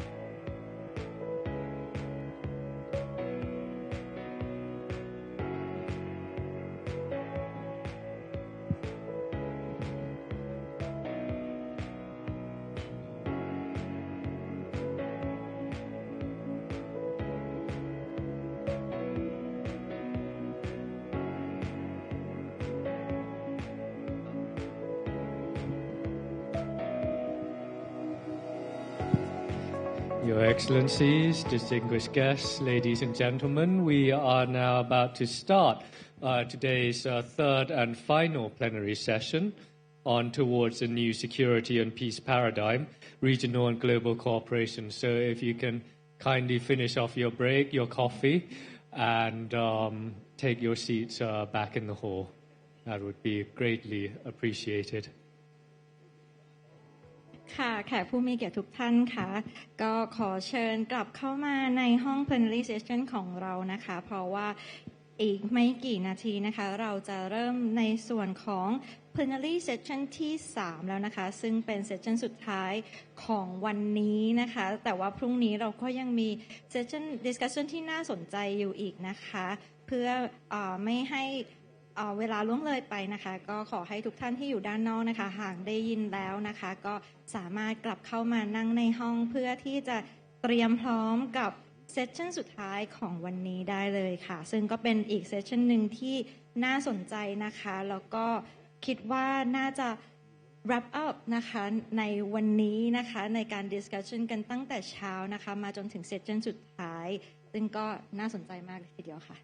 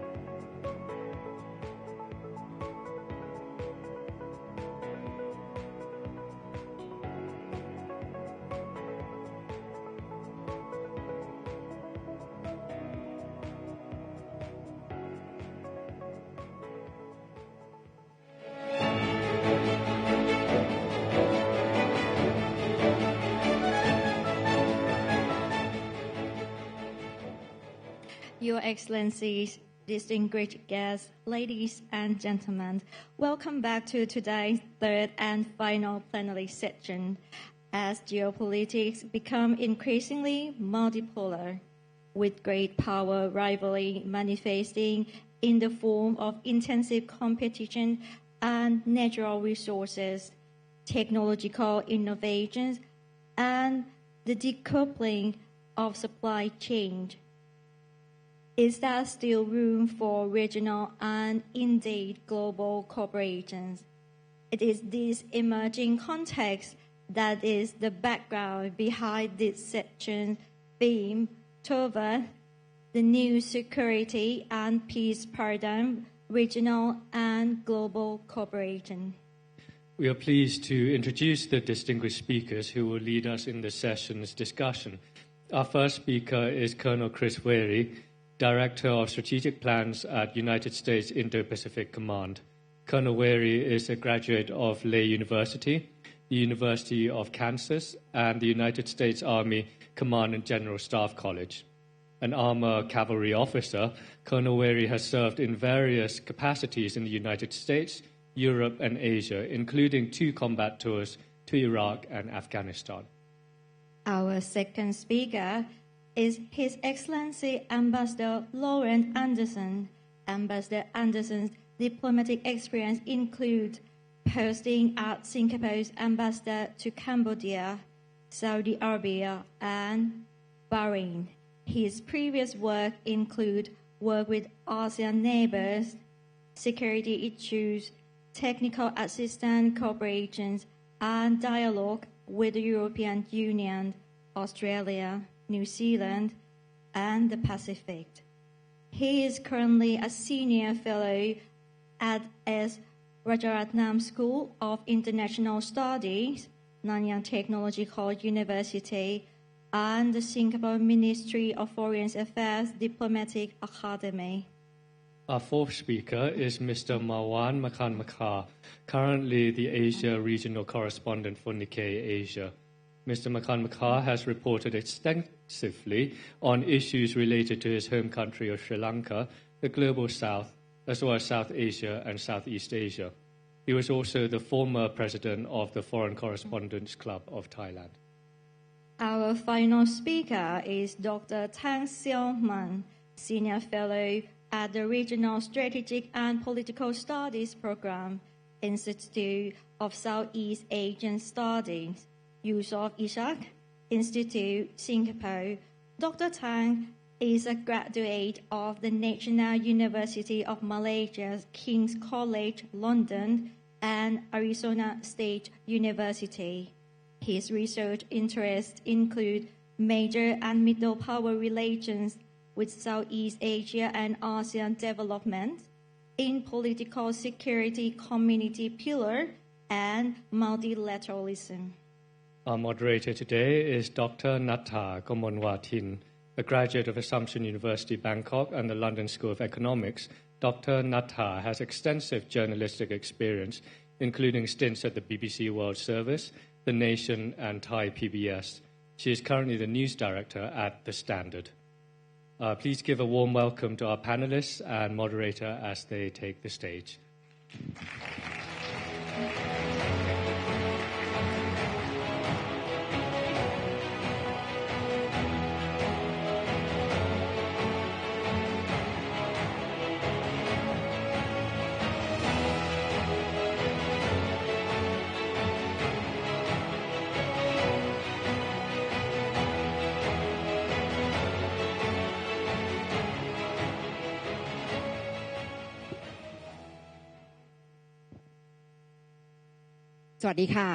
Good afternoon, distinguished guests, and welcome to this session. And I believe that it's the session that all of you are looking forward to because it's the last session before we have dinner tonight. But before I can let you off the hook, let's listen to what our speakers have to say about towards a new security and peace paradigm. It's very important topic. Very topical because from the morning, I believe that you all have listened to how the world is increasingly fragmented and we are defined by global confrontation, competition, and tension, especially between the superpowers. The problem is how can countries as middle powers can survive under this fighting of two elephants, especially the U.S. and China. And that means it has implication on the new security and new peace paradigm. And because the new threats, the new security threats are borderless, I also refer to climate change, cyber attack, and new form of non-traditional threats in which many countries have to find the way to foster collaboration and cooperation in order to fight this fight together. So I will begin with the opening remarks from our speakers. Each of you will have around 10 to 12 minutes, and then I'll open up for Q&A session, and then I'll open up to the floor to the audience to ask the speakers the question. So let me begin with Colonel Wary with your opening remark, please.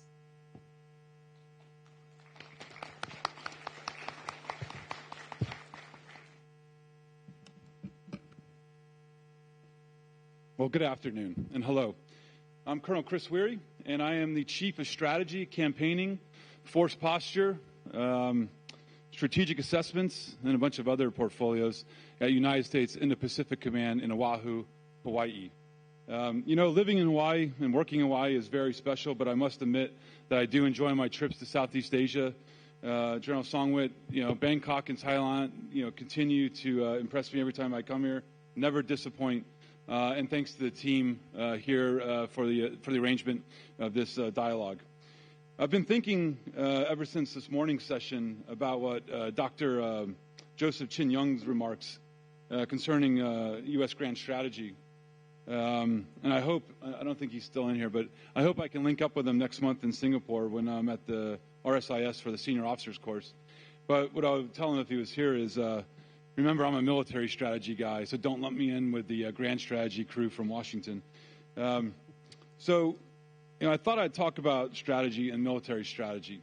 So, we gathered this weekend, and this has been stated by several colleagues already this morning.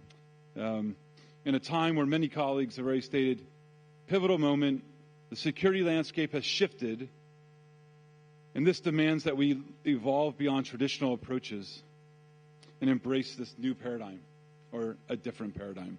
I would argue, yes, the characterization of the threats has changed.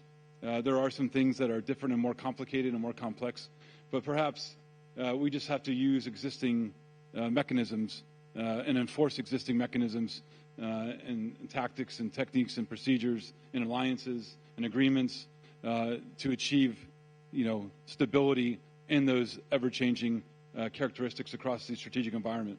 Okay, that said, while the bedrock of collective security still stands, deterring aggression at the nation-state level, maintaining readiness, combat credible readiness forward in the Western Pacific, that's the basis for the military.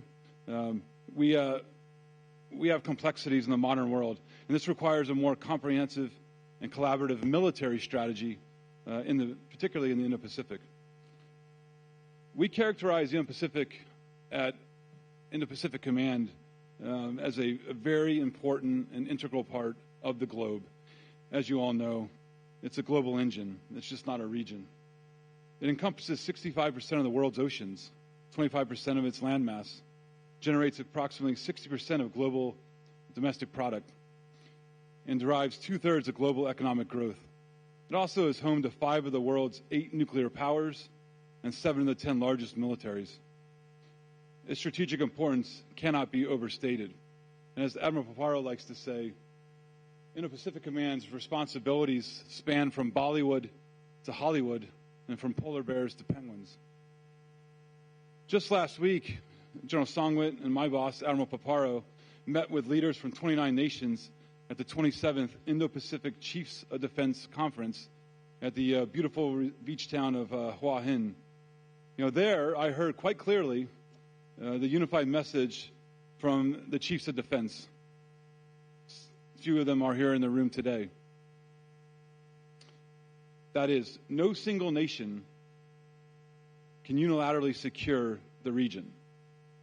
Enduring partnerships forged in shared understanding and collaborative action are indispensable to safeguarding the security, freedom, and prosperity of the region. And our combined efforts increase regional stability with tempo and effect. However, we are not without challenge.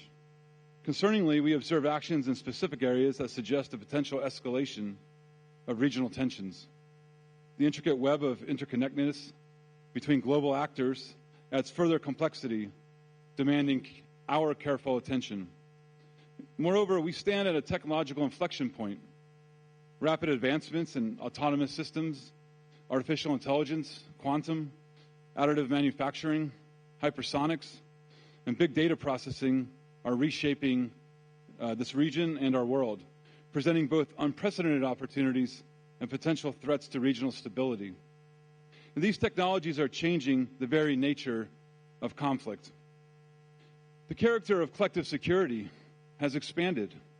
Cyber intrusions targeting critical infrastructure, disinformation campaigns eroding public trust, devastating pandemics crippling economies, and climate-related disasters displacing populations. These are the new frontiers of conflict. The battlefield is no longer confined to soldiers and ships. It encompasses networks, health systems, and the very resilience of our societies. Consider the South China Sea, where incidents such as the ramming of a resupply ship or collisions between vessels raise profound questions about adherence to international norms and the fundamental principle of freedom of navigation. These belligerent actions undermine stability and demand a unified response rooted in international law. Now, therefore, our strategic paradigm should evolve, must evolve. Deterrence through military strength remains essential, but societal resilience is now the decisive factor. Strength without resilience is fragile. Resilience without strength is vulnerable, but together they are formidable. Our focus is on developing both, proactively bolstering deterrence capabilities through integrated security measures and a whole-of-government approach. Our partnerships forged through exercises and real-world cooperation, enhanced interoperability and shared capabilities, signaling strength and resolve to potential adversaries. To that end, we are focused on 3 key areas in our military strategy and Indo-Pacific Command. First, integrating information operations with allies and partners. And this is to counter disinformation and build public trust across the region. Second, advancing all-domain combat power. This ensures our collective ability to respond to any threat in the region. And third, actively strengthening alliances and partnerships through bilateral and multilateral engagements and exercises. Exercises such as Cobra Gold in Thailand and Talisman Sabre in Australia build interoperability and demonstrate shared commitment to peace through deterrence. Trust and cooperation are paramount in this region, and crises underscore the inevitability of cooperation. We saw this earlier this year when a 7.7 magnitude earthquake affected Thailand and neighboring countries, and this required a collective response and support from allies and partners. That immediate response solidified friendships and demonstrated the power of cooperation. We can all recognize the significance of the Indo-Pacific region in the global landscape. The future of this region hinges on our collective ability to foster a climate of peace, cooperation, and mutual respect. U.S. Indo-Pacific Command is deeply invested in continuing to enhance peace, prosperity, and stability in the free and open Indo-Pacific. We see this not just as our responsibility, but as a shared undertaking, a commitment we make alongside our partners and allies. By working together and in understand burden sharing and how burden sharing will help build a more resilient and prosperous future for the Indo-Pacific region and beyond. This requires sustained engagement with each other, open dialogue, and an unwavering commitment to the principles of freedom and openness. Thank you very much for the opportunity to speak today, and I look forward to a productive discussion as we move through the program this afternoon. Thank you. Thank you very much, Colonel Wery. You have outlined the mission of Indo-Pacific Command for us, and especially you said it stands for from Hollywood to Bollywood, which is very interesting analogy. And then you also emphasized regional cooperation, how the U.S. Indo-Pacific Command can work together with countries in the region. Thank you for that. So next, let me move on to Ambassador Lawrence Anderson for your opening remarks.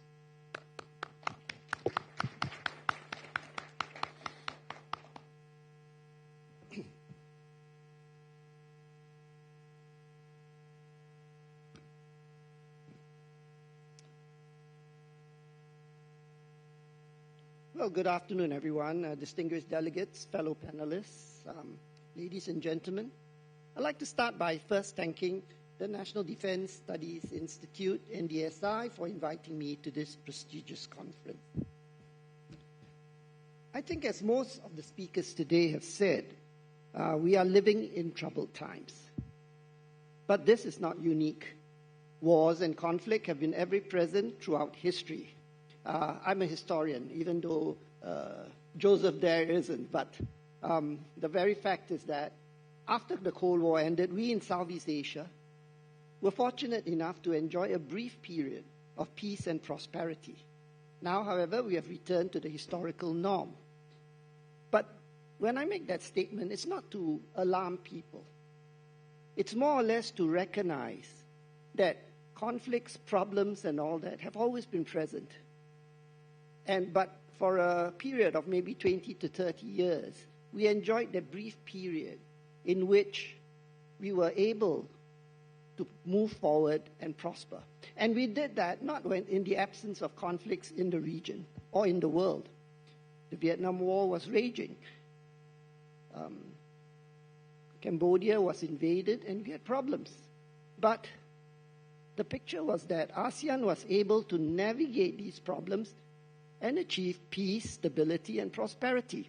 And the point is, even though there's trouble in the world and in the region today, we can still do it if we maintain a cool head if we work towards cooperation and try to resolve these differences peacefully, there's no reason why we can't prevail in this effort.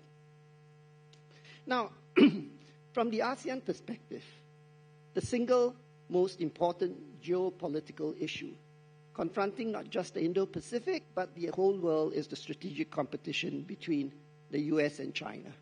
Now, this is a statement of the obvious. Why? Well, the Trump administration's imposition of reciprocal tariffs and China's retaliatory moves have generated turmoil worldwide. It's redefined global trade relations, technology flows, and development, casting a pall over the regional security landscape. Now, like most countries, ASEAN member states do not want to be caught in the middle of a quarrel between the two superpowers. We are not masochists. Each ASEAN country has its own set of preferences and grievances towards the US and China. At the same time, we have considerable economic and security links to both, as you have heard our earlier speakers mention. Now, most ASEAN countries so far have managed to deal with China and the US simultaneously. And this is a necessary condition to deal successfully with both. What we worry about is the heightened risk of being forced to choose sides, to ease trade restrictions, and to counter the increasingly hostile confrontations in the South China Sea. Now, true, but despite these constraints, is a new security paradigm necessary? More to the point, is it achievable? Now, true, the traditional understanding of security with its primary focus on state-centric military threats is not sufficient to deal with the conflicts in our present fragmented, interconnected world. But does it necessarily follow that we need a new security paradigm? Equally trite is the need for a holistic approach that encompasses non-traditional security threats, climate change, pandemics, cyber warfare, economic coercion, and resource scarcity. But I repeat, does it necessarily follow that we need a new security paradigm? The fact is, in the present climate of mistrust, it would be almost impossible to persuade the major powers and their allies to create a new platform to address their divergent concerns and interests. Also, the transboundary problems are already being addressed in existing regional platforms, the ASEAN Regional Forum, the ASEAN Defense Ministers Meeting Plus, and the East Asia Summit. So I would contend that instead of creating new mechanisms, it might be more practical to reflect on existing mechanisms, how they can be better utilized and adapted to suit the circumstances of each regional security issue, especially when these issues coalesce in a conflict.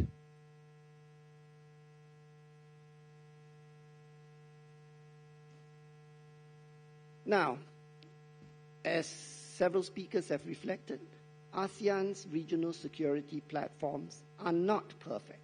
They have flaws, but they can be made better use of. It needs participating states to undergo a change in mindsets, to relearn the value of honest engagement, cooperation, and compromise. Members need to uphold the rules and principles underpinning those security platforms. After all, they are consistent with the UN Charter, of which all countries subscribe to, such as respect for the sovereignty and territorial integrity of all states, settlement of disputes by peaceful means, and non-interference in internal affairs. Now, strengthening the regional security platforms and upholding their principles should be part of and not separate from the respective national interests of all participating states.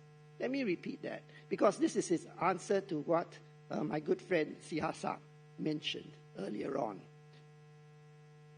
ASEAN countries, in fact, all participating countries in these platforms, should not look as their priority being national interests and a secondary objective as being supporting these platforms. No. We should be all thinking of how, by strengthening these platforms, these should be part of each country's core interests, rather than separate from. And the key to all this is to persuade China and the US to relearn the benefits of cooperation and collaboration, to eventually reach a workable understanding on issues like Taiwan, reciprocal tariffs, and the South China Sea. And here, ASEAN has a meaningful role to play, not alone, but in concert with major partners who share the desire to bring the two superpowers together to lessen regional tensions. So let's quickly look at some practical, innovative proposals. First, ASEAN could serve as a testbed for the major powers to build stronger economic linkages with the ASEAN countries. Our value then would be as a neutral, reliable bridge for the two hegemons to coexist at the very least and to build trust towards cooperation instead of focusing only on strategic competition. A key factor here is not for the US to work with ASEAN and China to work with ASEAN. The whole idea is for China, the US, and ASEAN to work together. And that's critical because it's not to exclude one or the other, but to have the two actually engaging and working towards cooperation as they used to do in the past. Collaboration also entails working out arrangements that could serve as new rules and arrangements for the global community. Now take, for example, AI. The impact of artificial intelligence on organizational behavior is profound. AI is transforming how militaries think and prepare for a multitude of challenges by providing them with smarter tools to augment human judgment and effort. These apply to operations both in the physical world and cyberspace. While militaries from Indo-Pacific countries plan for further conflicts, they could also look to multilateral institutions like the ADMM Plus for practical cooperation in the context of regional defense. Now, for instance, the Network of ASEAN Defense and Security Institutions, or NADI, met in Pattaya earlier this week. This is actually a wonderful characteristic of coming to Thailand. We always have meetings in beach resorts. I heard earlier, people were in Hua Hin, excellent place, yeah. But Pattaya was also very good. And, when you have the NADI meetings, usually we will have great differences. But I think in the salubrious breezes of Pattaya and the beautiful beaches, we actually found that there was a lot of agreement within the different agencies. And a lot of this was due to the guidance of the NDSI's Major General Nirut Duangpaya, who is my good friend who's sitting over there. And we have come up with several practical suggestions to monitor opportunities and manage the risks of using AI in defense. And these include suggestions on wider AI collaboration with the private sector, external partners, and cross-pillar exchanges to deal with non-traditional threats while mindful of risks such as cyber vulnerabilities. A second suggestion. The security platforms could go deeper into measures to strengthen confidence building, conflict prevention, and management. So, for instance, ADMM Plus and ARF could be useful platforms to re-engage North Korea at a time when Pyongyang's involvement in the Russia-Ukraine war has security implications for the Indo-Pacific. The ARF is one of the few multilateral meetings North Korea has participated in the past. And the ARF chair and those with links to Pyongyang could do what they can to persuade North Korea to come back and attend the ARF meetings. Turning to the South China Sea, ADMM Plus could serve as another forum to engage diplomatically with the claimant states and interested parties. Not to replace ASEAN's meetings with China on the code of conduct, but to complement the process. And this could involve developing more creative approaches to solicit China's cooperation to mitigate tensions. And importantly, to abide by its obligations as a signatory of UNCLOS, the UN Convention on the Law of the Sea. It could also act as a push towards concluding negotiations on the COC in accordance with universally recognized principles of international law.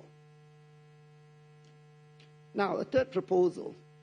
The US, China, and ASEAN working closely together can deal more effectively with cyber crimes. Deepfakes and e-commerce scams are on the rise, having cheated many people, especially older folk, of their lifetime savings. Many scams operate out of certain ASEAN countries. On their own, governments are powerless in dealing effectively with the problem, beyond offering advice to be more alert and in utilizing multiple passwords to lessen the risk of being scammed. But working together, the US, China, and ASEAN member states could drastically reduce these cyber crimes. And ways could be found for the cooperation not to impinge on sensitive sovereignty issues. Well, my time is up, but let me quickly conclude by pointing out that great power competition is not new in the Indo-Pacific, and certainly not in Southeast Asia. Throughout history, this part of the world has been a hotbed of power struggles among the great powers of the day. Traditional and non-traditional security problems will be present for years to come.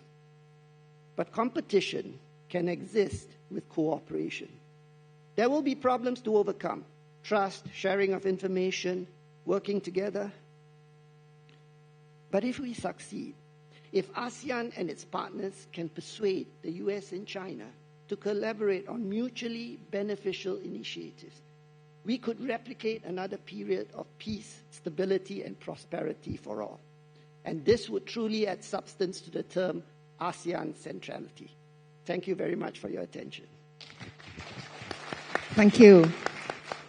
Thank you, Ambassador Anderson, and thank you for your remark from the beginning. You began with the strategic competition between the US and China, but you have offered the innovative solution of turning competition into cooperation. A lot to unpack there, so I'll be back to this point later. Okay, next, let's listen from Mr. Mawan Makanmaka, your opening remark on new security and peace paradigm.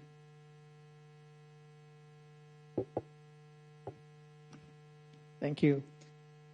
As you would have figured out, I'm the odd man out here because I'm a journalist, and everybody else, a very illustrious group of speakers this morning are senior military figures, diplomats, academics. But I have a personal reason why I'm glad I'm here. You see, some 20 years ago, I was in southern Thailand, the deep south, where an insurgency had just begun, it was raging. And I was trying to understand what was going on in some of the remote villages set in the midst of rubber plantations and forests.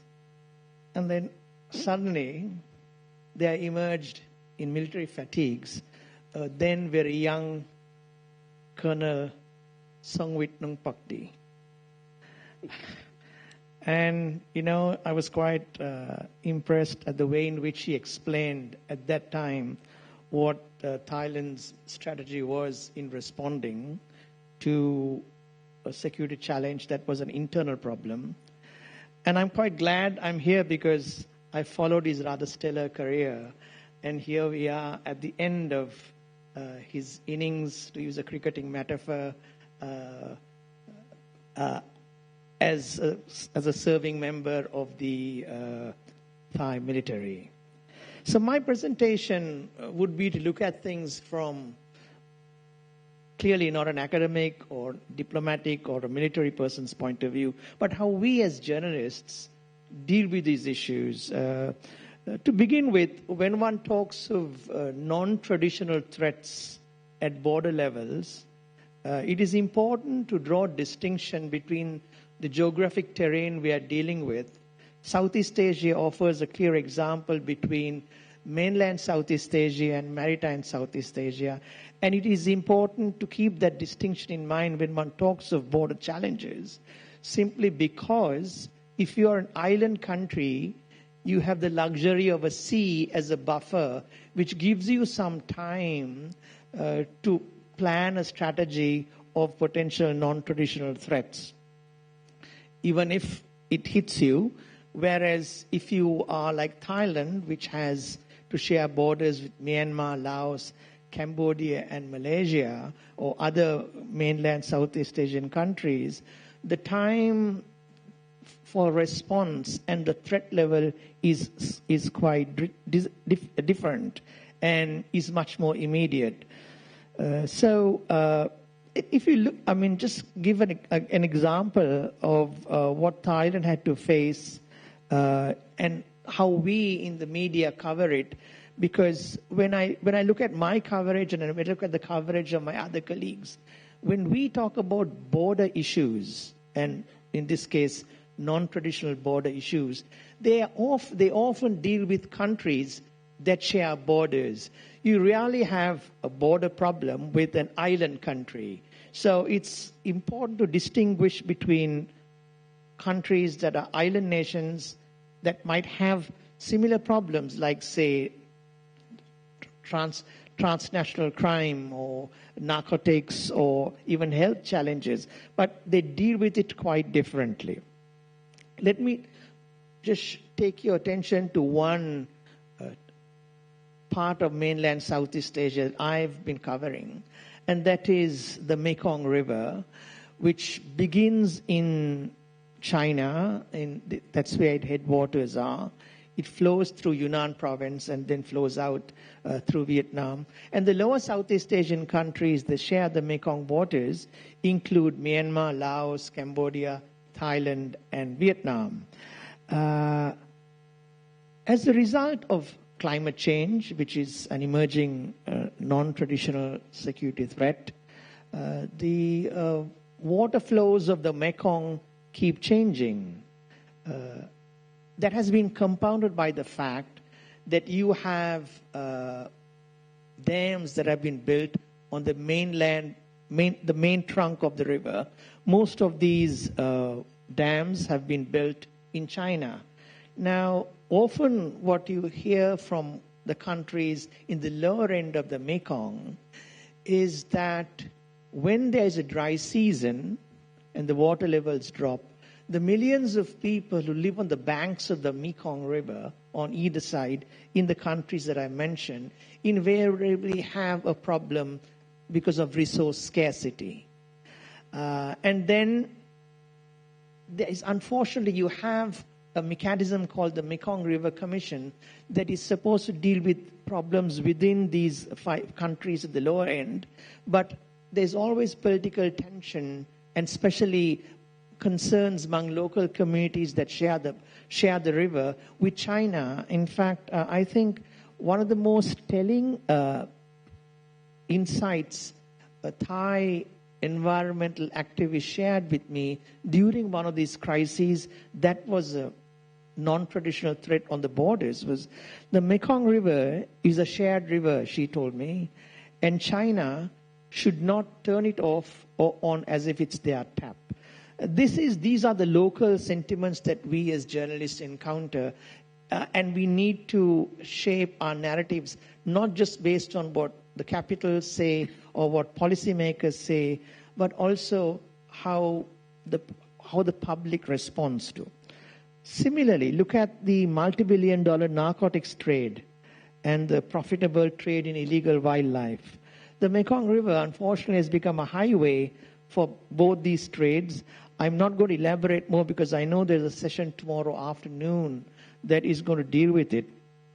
But essentially, as a result of just the Mekong River, you have expressions like in the future there could be quote unquote a potential water war. This is an expression that some of us have also heard in parts of South Asia. It is something you will never hear in an island country.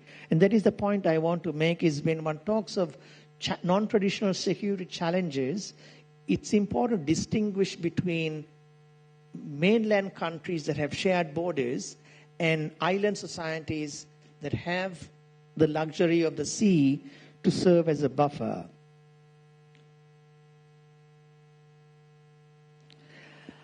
How does one respond to this? As we've heard all morning, it's fairness to say that Southeast Asian countries seem to have a penchant for collaboration and cooperation. We have ASEAN as just one bloc. You have BIMSTEC, which is a new bloc that has been emerging that brings together the Western countries of ASEAN, meaning Myanmar and Thailand, with countries from Southeast Asia that shares the Mekong River. And you have other regional bodies like that have formed the Mekong River Commission. But just because you have a regional architecture, that does not mean it can deliver, because of the disparate political conditions in each of these countries.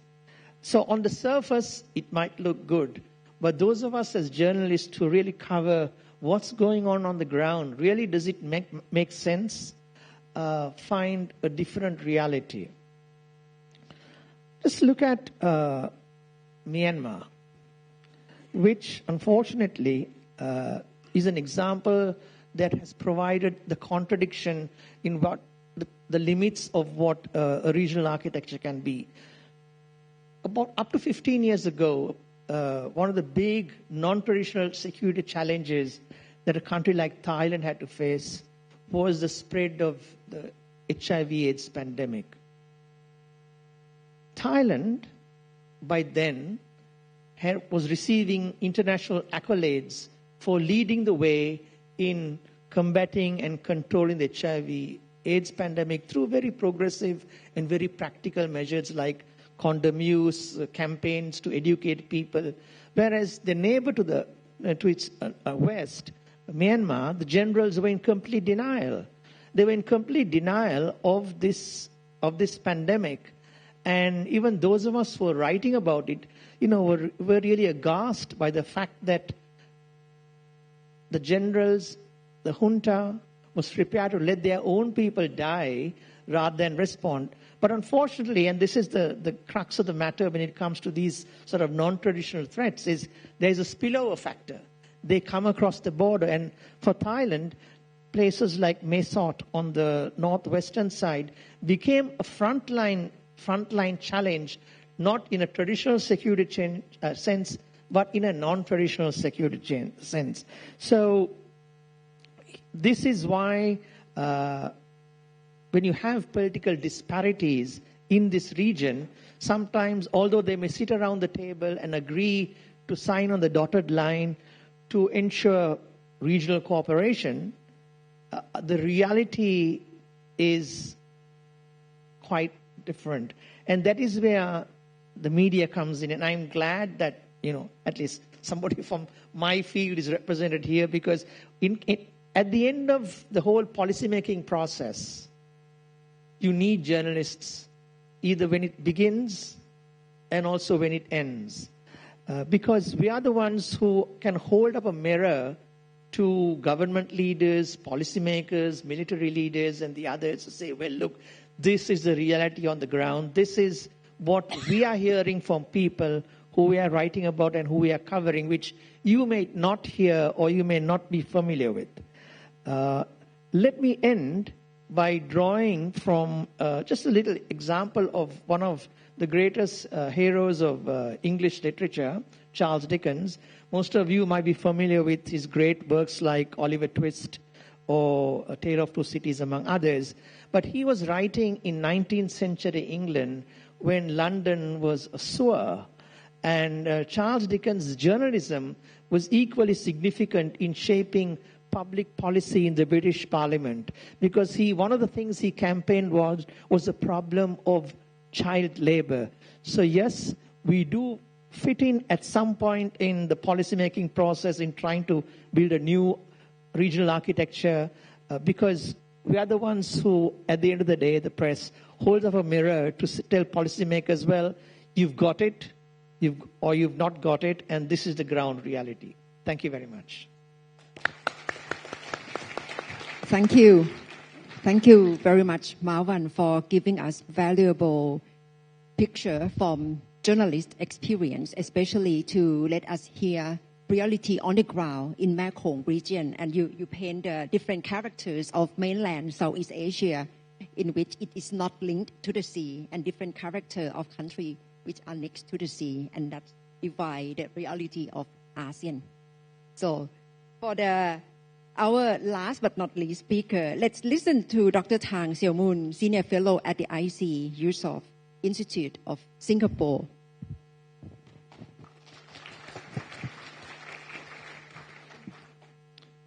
Your Excellencies, distinguished fellow panelists, distinguished participants, and ladies and gentlemen, I bid you a warm good afternoon. Please allow me to begin by expressing my gratitude and thanks to the National Defence Studies Institute of Thailand for the honor of this invitation to share some thoughts on the evolving security environment. It's a pleasure to be back in the City of Angels and the birthplace of ASEAN. Before I begin on the matter at hand, I beg your indulgence for me to convey my warmest wishes to my fellow Malaysians on the occasion of Malaysia's 68th Independence Day tomorrow. May I also convey my advanced wishes to our Vietnamese friends on the occasion of their country's 80th Independence Day on 2nd September 2025. I would also like to present my congratulations to friends from Singapore, Ambassador Lawrence and friends, and Indonesia for marking their 60th National and 80th Independence Day respectively earlier this month. Last but not least, ASEAN marked its 58th anniversary of its founding on 8 August. Indeed, the month of August is an auspicious and happy month for ASEAN and ASEAN member states. Ladies and gentlemen, the strategic environment in the last decade has undergone profound changes. Not only have we witnessed the hardening of major power competition, the security landscape has become more complex, complicated, and multifaceted, ranging from cybersecurity to illegal migration, climate change to the rise of the far right and populism, and resource nationalism to anti-globalization, among others. In the last 7 months, the U.S. weaponization of terrorists has had a profound impact on the global supply chain and cast a wider and deeper impact on free trade, as well as on the development and economic growth of ASEAN member states. The fact that the security landscape is evolving and the emergence of new security factors driving this change should not come as a surprise, as security is a dynamic concept and flows with the development in the political, economic, and socio-cultural spheres. 50 years ago, concepts such as cybersecurity would be alien to us, but it is now an integral part of the national security discourse. Similarly, climate change was previously the domain of environmentalists and eco-warriors, but now has entered the mainstream discussion. As societies change and develops, our understanding and perspective and operationalization of security would also naturally evolve. Rather than focus on evolving dimensions of security, as I'm mindful that these discussions will be unpacked and analyzed in greater detail by an eminent roster of speakers tomorrow, allow me to instead share my views on the macro environment in which these dimensions of security are taking root. Ladies and gentlemen, as ASEAN was founded on the premise that the whole is greater than the sum of its parts, the imperative of cooperation is second nature to us. Rather than to build walls and ring-fence the region, ASEAN pioneered a new form of regionalism that is open and inclusive. Mechanisms such as the dialogue, sectoral dialogue, and the development partnerships were designed to broaden and expand ASEAN's connection and cooperation with external partners. Using platforms such as the ASEAN Regional Forum, the ASEAN Defence Ministers Plus, and the East Asia Summit, ASEAN established a strong foundation and tradition of multilateralism. However, the spirit of cooperation cannot be taken for granted.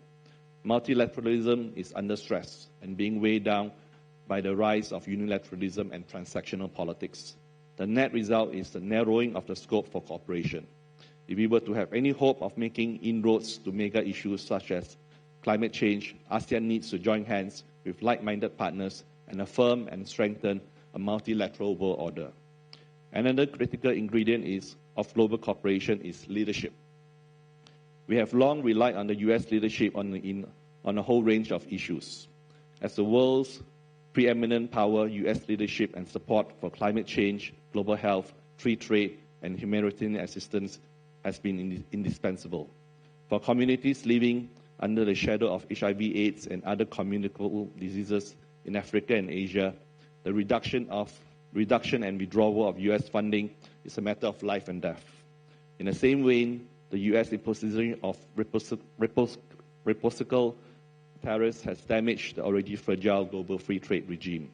Essentially, as we strive to continue our work and cooperation with the U.S. and acknowledge the immense U.S. contribution, its leadership and interest as a torchbearer for collective action can no longer be taken for granted. While it is premature to point to a leadership vacuum, the U.S. inward turn opens the door for other major and middle powers to take up the mantle of global and regional leadership. The onus is on the likes of China, Japan, the European Union, and Australia to step up while we weather the storm. It also bears reminding that ASEAN is not without agency. Having successfully negotiated the Regional Comprehensive Economic Partnership as an example of our potential leadership. The establishment of the CPTPP when the U.S. withdrew from the TPP is yet another example that they are viable candidates of regional and global leadership. We also need to have a change in our mindset. The war in Ukraine is a grim reminder that we downplay the importance of hard or traditional security at our own peril. However, a state-centric model is inadequate and incapable in managing and addressing today's varied security challenges. Therefore, states need to broaden their scope of cooperation with the private sector and other non-state entities. The increasing nexus of geopolitics and geoeconomics is yet another compelling reason for us to rewire our thinking and approach to security. Lastly, ASEAN should be less rigid in its Southeast Asian focus. ASEAN could not rely on ASEAN alone. The ASEAN outlook on the Indo-Pacific is a potential blueprint for ASEAN to expand its cooperation beyond the geographical confines of Southeast Asia. The ASEAN GCC China Summit initiated by Malaysia as the ASEAN chair is one example of ASEAN spreading its wings beyond the region. There are many other regional and global platforms such as the Forum of Small States, which was initiated by Singapore, that offer a wide range of opportunities for ASEAN to forge cooperation and to strengthen multilateralism.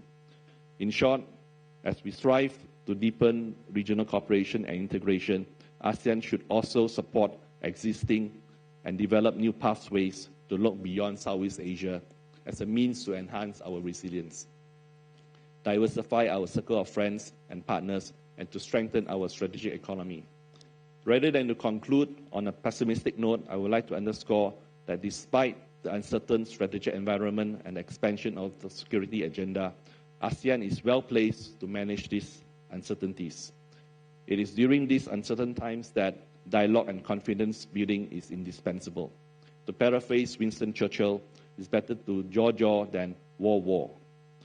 ASEAN's role as an interlocutor for strategic dialogue, neutral broker, and organizer for functional cooperation is an oasis for cooperation at a time when zero-sum politics appears to be in the ascendancy. ASEAN's almost 6 decades of open and inclusive regionalism and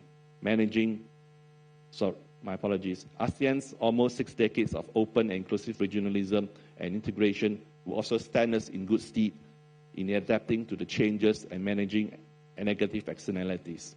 While ASEAN has at its disposal a wide range of cooperation mechanisms, it still requires the political will and the unity of purpose for us to harness our collective strength. In short, ASEAN unity is paramount. Thank you.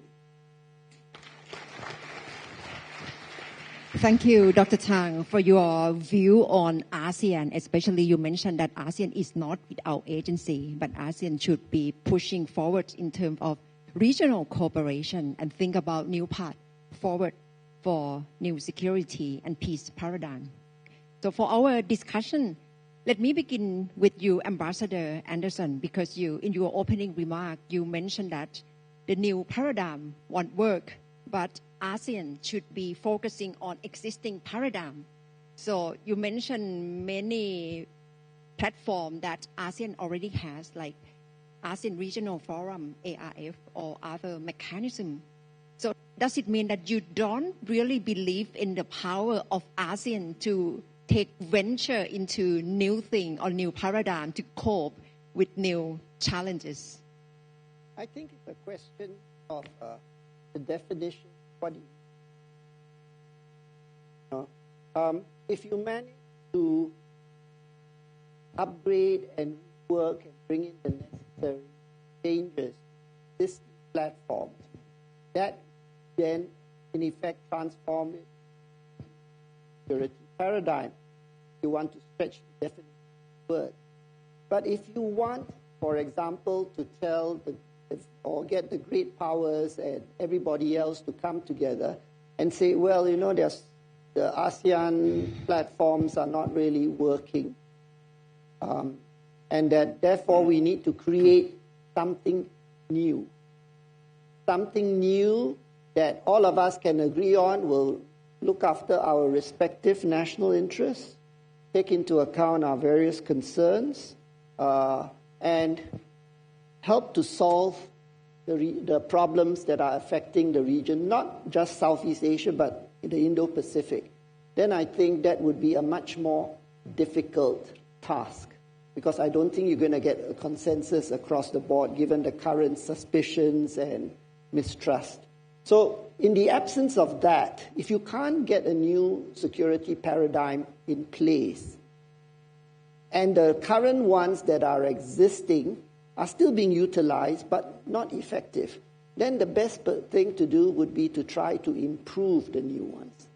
And I have faith that we can do it, because it has been done before. Now, I've been handling regional security, the Ministry of Foreign Affairs department dealing with regional security matters for over a decade in the past, when, for example, the ARF was created and all that. It was over a lunch that we hosted during the ASEAN foreign ministers meeting that was successful, and the feeling was we should do this on a regular basis. And the idea was to convene the first ASEAN Regional Forum in Bangkok, here. And in Bangkok, the idea was to then look into a concept paper and all these sort of things to really build up what the ARF should be. And there was agreement there among all the parties, and all the parties included China, Russia, the US, the major powers, and the ASEAN countries. But I want to draw your attention to the problems at that time. At that time, the US and China had very great difficulties. China was firing missiles and all that, a bit like today, but in those days it was more dangerous because the missiles were less accurate, and the chances of an accident happening could take place. But the US and China at that time agreed, we should meet to try to resolve this matter. The US said, yes, we should meet, and we will try to downplay the tensions in Washington. And China said, yes, we agree we should meet, to downplay tensions, but it should be in Beijing. And they couldn't agree. But in the end, Warren Christopher and Chen Chi-chen did meet in Brunei because they met under the cover of the second ARF. And they didn't settle it, of course, in plenary, because everybody knows in plenary it's just a talk shop. The real value of these things are the side meetings in private. The fact that they could meet without loss of face because they were meeting at the ARF thing. And I remember distinctly the US delegation, the person who was in charge of the security, telling me that now we understand what the ARF is all about. Not the talk shop part, but coming together privately to try to solve problems. The difference between then and now are two. One is that there were less members over there, because the more members you have in this thing, it's much harder to reach consensus. And secondly, there was that genuine attempt by the US and China to settle their differences peacefully. And that entails compromise from each side. And that's why I said that, if we can have a mindset change of these things. And one of the things about a mindset change is the question that Marwan mentioned, and which others have mentioned, about the Mekong Basin. Yes, I think one of the speakers in the morning, I don't know whether it was Joseph, that mentioned the Mekong Basin is China's backyard. China views it as its backyard. That may be the case. But is China prepared to work with ASEAN on these issues and all that? Yes, they are, which they are doing. And the US is there, also doing separate programs to do that. The real challenge is whether the US and China are prepared to work together with ASEAN to improve the situation in the Mekong Basin. And that is the critical matter. And similarly also on other issues, whether you're talking about Myanmar, the South China Sea, or all these other issues. The question is, for ASEAN, not to look at it as we cannot solve our internal problems, we must have it dictated by external powers. True, we may not be able to solve our external problems on our own, but it should be done in concert with the other external powers, because that will strengthen the sort of agreements that are reached. If you don't reach at a good agreement, you are just simply kicking the can down the road and creating the problems later. So that's what I meant about improving the current existing platforms. And I think we can do it. The question of whether there's the political will on all parties to do that. Sure. Dr. Tang, yes, I'm about to turn to you as well, because do you agree with Ambassador Anderson that we probably can revitalize ARF and having more agency of ASEAN, more role of ASEAN in order to promote new peace paradigm? Thank you very much. I'm in full agreement with my senior colleague, Ambassador Lawrence Anderson, for two reasons. Number one, if ASEAN were to venture some new mechanisms, who are we going to include? Let me flip the question. Who do we want to include that is not already in the process, like ARF, East Asia Summit? The critical mass is already within the ASEAN-led mechanism in that sense. So we have the people, we have all the players that we want, the partners already there. So inventing something new would also have to include the similar players. So you have the same dynamics of the same politics. If you can't fix the politics within existing structure, what chance do we have with a new structure? And then if you have a new structure, we open up the new criticism that ASEAN has too many meetings. It's gone to thousands of meetings. So we want to have 2,000 meetings. So are we going to label our policymakers just to attend meetings without any particular substance? Secondly, do not fix what is not broken. Case in point, the ASEAN Regional Forum. Yeah, it is not broken. It's just that it's not effectively used. We are stuck in confidence building measure, the phase 1, which is important in its own right, but we have not moved to preventive diplomacy phase 2 and the phase 3. And I can share confidentially, maybe it's not a secret. There's already ongoing discussion within ASEAN Circle, headed by, I think this initiative is led by Brunei Darussalam, to talk about how can we jumpstart the process from not to abandon CBMs, but to build on the confidence building measure, because we have done a lot of functional cooperation. We are building trust, but what do we do with the trust? What do we do with the friendships? Are we comfortable within our own skin to do preventive diplomacy, which is the next stage? So I think we go back to the point is that ASEAN has lots of potential, but it's just that we are not harnessing the potential, we are not using it in that sense. Mind you, it's not totally our fault, ASEAN. because ASEAN Regional Forum, EAS, the responsibility is also on our regional partners in that sense. Do you bring your quarrels, your differences into ASEAN? This is, I think, parts and parcels of security because we may not see eye to eye, but this is where it's important we have a platform to discuss and to have sideline meetings, as Ambassador Lawrence has mentioned. Thank you. Thank you, Dr. Tang. Colonel Worry, talking about security cooperation in this region, we see like recent formation like Quad, AUKUS, but now we are mentioning ARF. What's your take? Whether it should be the main target of ASEAN to try to revitalize ARF, and what's your take? What would be the role of the U.S. in it?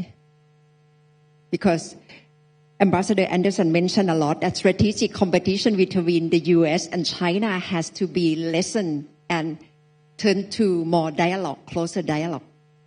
Yeah, so thanks so much for that.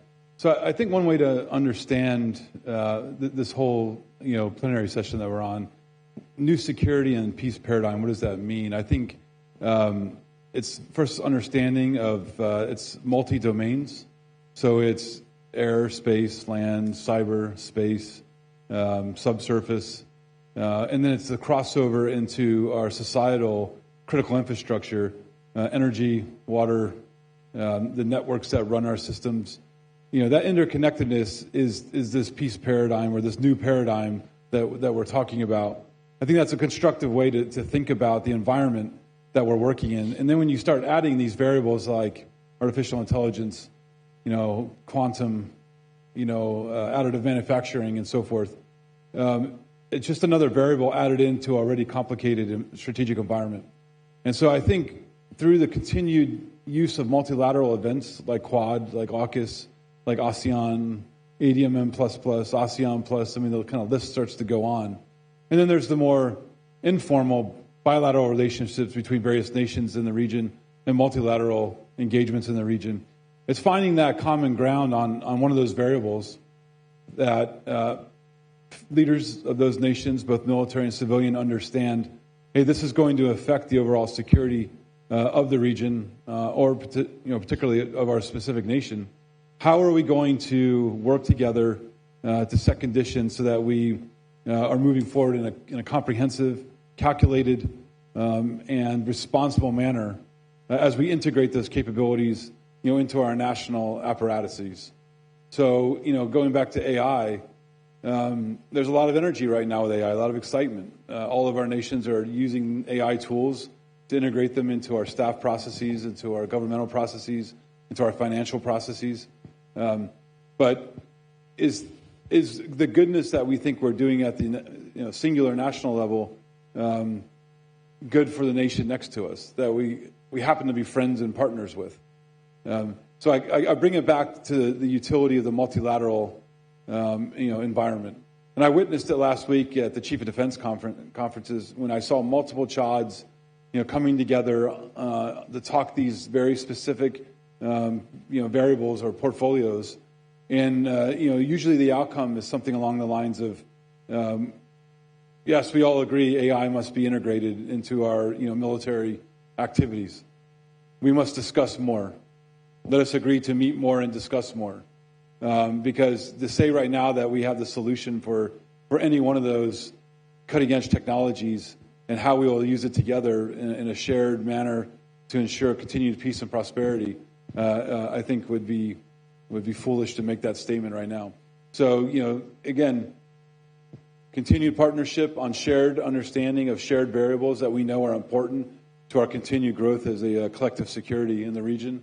And I think with ASEAN at the lead of that, with others like-minded sharing in those discussions is the way that we move forward with things like AI and all other emerging technologies. More partnership, more dialogue, more cooperation. But what about ordinary life on the ground, Marwan? You mentioned Mekong region and how people are affected by this strategic competition, life on the ground for people who live along Mekong River. So how do you think of the mechanism or framework at the top level, at the regional cooperation, affect the life of ordinary people, and what's the voice of them that you like to convey in this forum? Thank you for the question. So one thing is very clear. Most people, the public on the ground, either have no idea about the regional architecture that is being discussed here, or if they do, they just don't care. Because at the end of the day, they are dealing with existential questions that matter to them more, whether in the Mekong's case, whether there is going to be a ready flow of water, because they have life cycles that are built around dry season life and wet season life, for instance. When there's talk of a regional solution, it's rare that their voices make it into the policy-making process, the first thing. And secondly, I'm a firm believer there's always got to be multiple conversations. It's only in a one-party state that it's one narrative. So I'm sort of averse to that. I'm allergic to one-party state narratives. I'm a complete believer in multiple conversations. And Thailand, at least in this mainland Southeast Asia, is the only country where multiple conversations can take place, because we have Vietnam on the one hand extreme and Laos, both are two one-party states. There's only one narrative. Cambodia is a family-run autocracy, and you have a military regime that is oppressing its people in Myanmar. So when it comes to what is interesting about your question is invariably it's the Thais who take on the burden of airing the concerns of people in the Mekong Delta, for instance, or in Tonle Sap part of Cambodia, or Laos, because they can't speak. Right? So it's the space for them to speak is also the space for democracy and free speech, and that is what we should subscribe to in the course of this discussion. People are concerned, and I think it's good that all these architectures is being discussed. But at the end of the day, does it change people's lives? I'm sorry, there is no evidence to suggest so. Thank you, Marwan. The voice on the ground is really important, and we all see the power of the social media, which probably can be a good force to put pressure for more change in the future. So I'd now like to open up the floor to the audience, distinguished guests. Any one of you, if you have any questions or any comment, please feel free to raise your hand. So I'll go around with one series of questions and get back to the speakers. Yes, please. Hi, my name is Christopher Woody. I'm an American journalist here in Bangkok. Colonel Weary, in your remarks, you talked about building interoperability, which is emphasized as a component of U.S. strategy towards this region. I'd like to ask you at Indo-Pacific Command, when you look at the countries of Southeast Asia and think about their military capabilities and the threats they face, what do you think interoperability, what components of military operations do you want to develop better interoperability in? What do you need these countries to do to achieve that level of interoperability? And then what threats and problems do you think that interoperability is best going to be applied against? Thank you. Probably one or two more questions. I don't see any hand yet. Okay. General. Yeah. Please bring the mic to the general.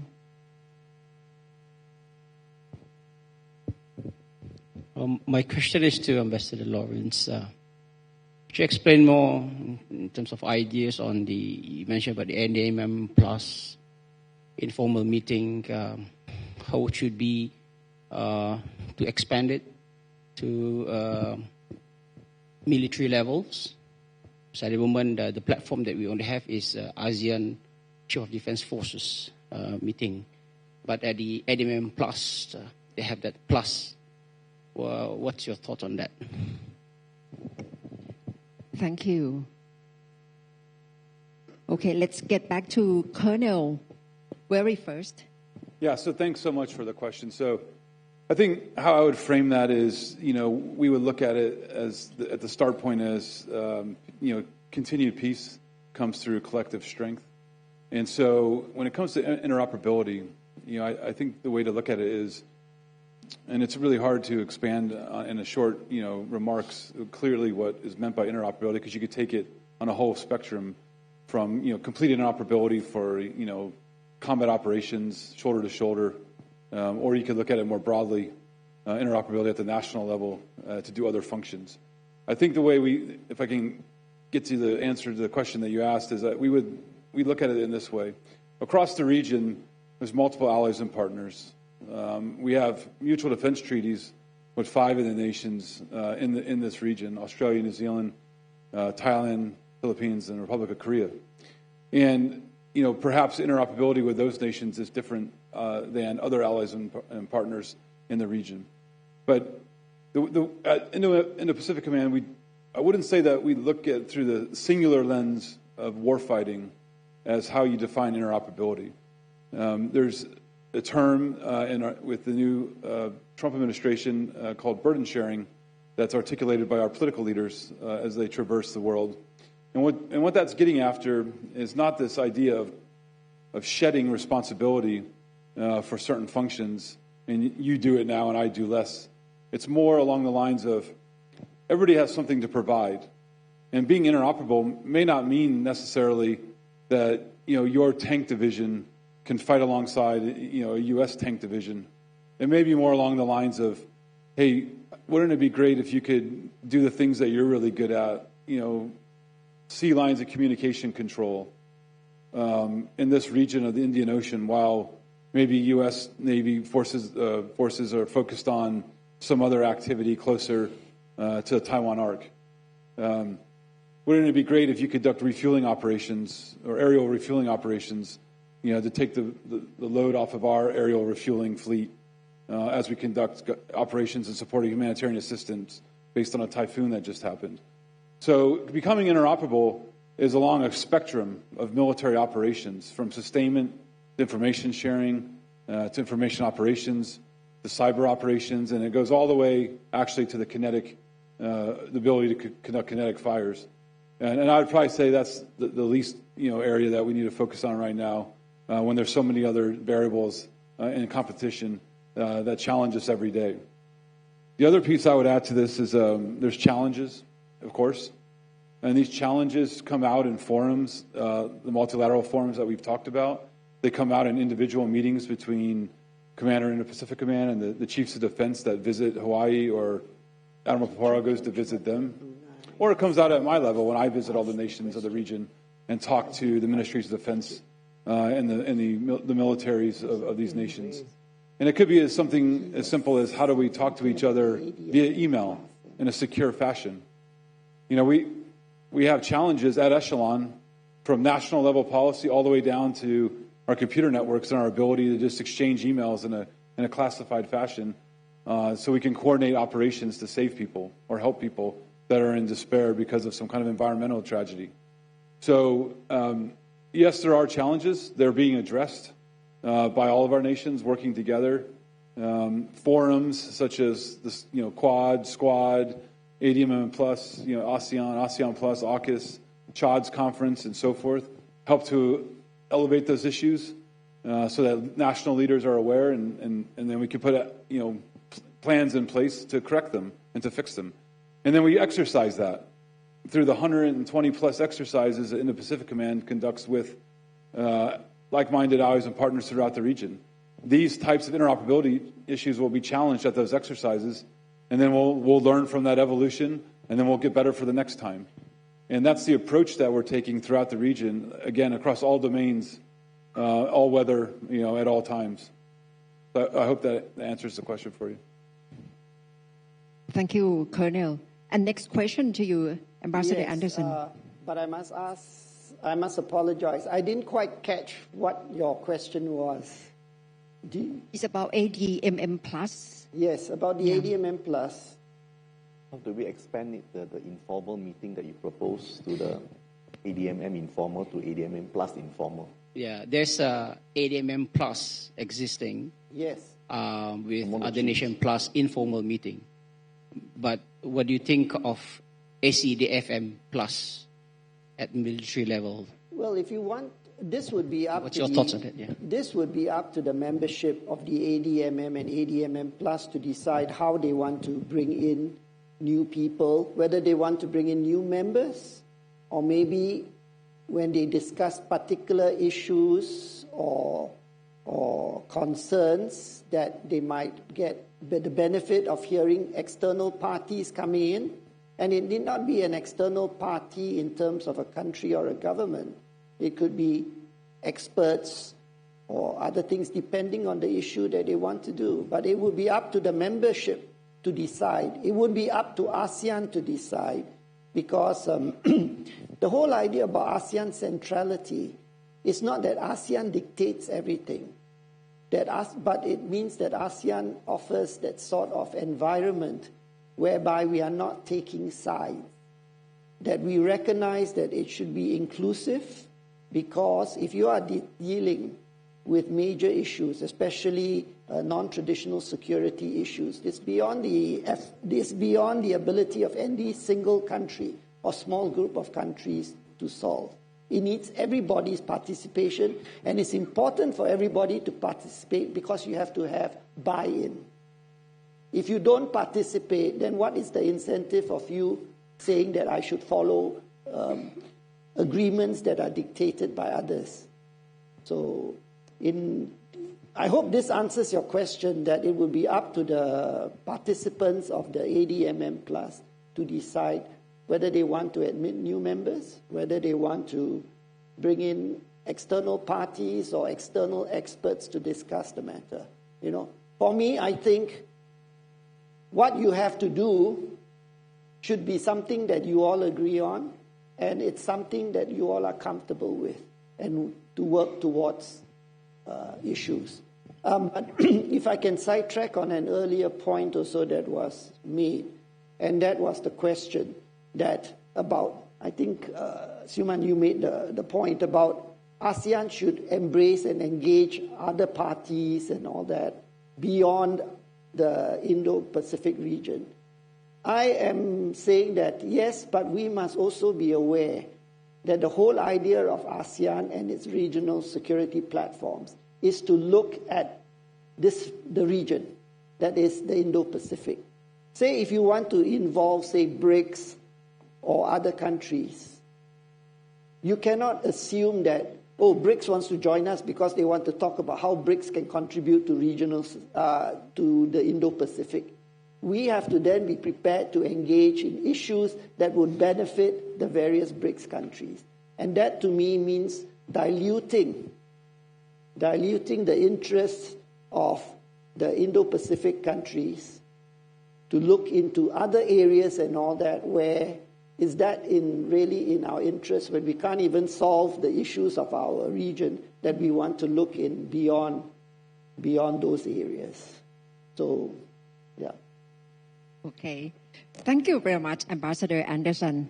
And I think that will bring us to the end of this wonderful session of the Working Toward a New Security and Peace Paradigm. Thank you very much for the 4 speakers. Thank you. And please give a big round of applause to our speakers.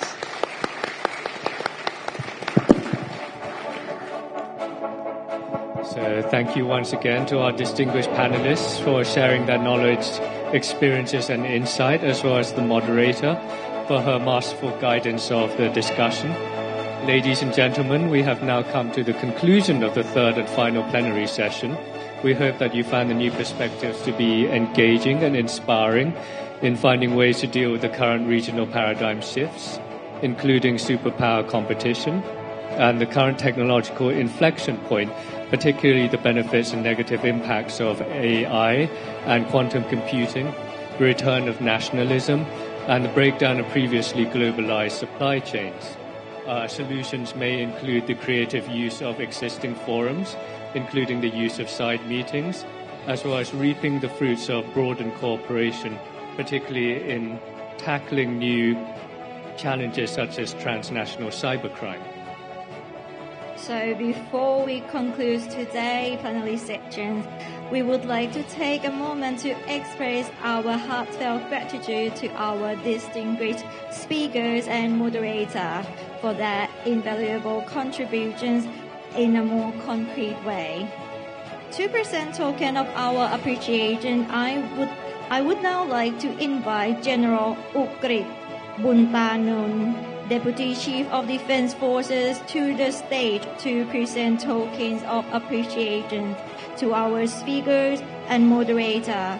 General Ukrit Buntanun, please proceed to the stage, sir. So first up will be Colonel Chris Wery, Director of Strategic Plans at United States Indo-Pacific Command.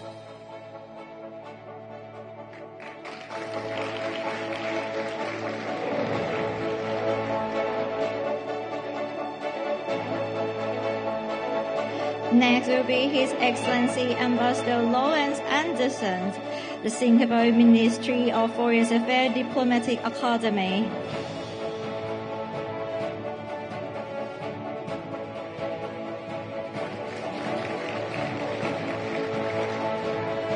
And our third recipient will be Mr. Mawan Makan Makar, Regional Correspondent for Nikkei Asia.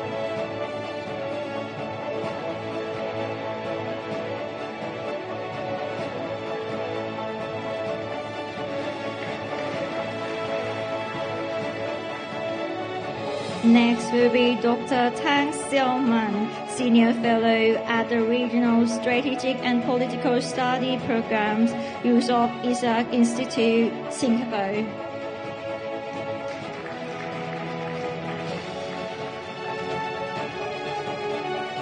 And of course, the indispensable moderator, Dr. Natta Gomonwatin, News Director at The Standard.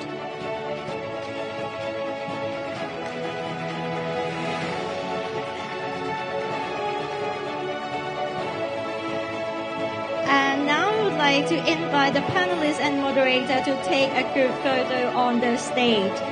Please, sir, ma'am.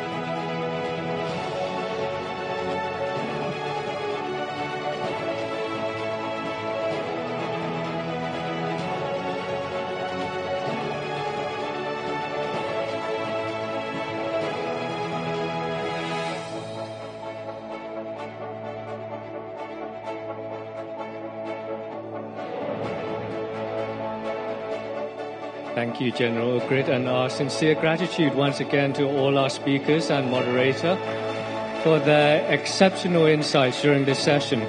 We would also like to once again acknowledge the invaluable support of our sponsors from the private sector.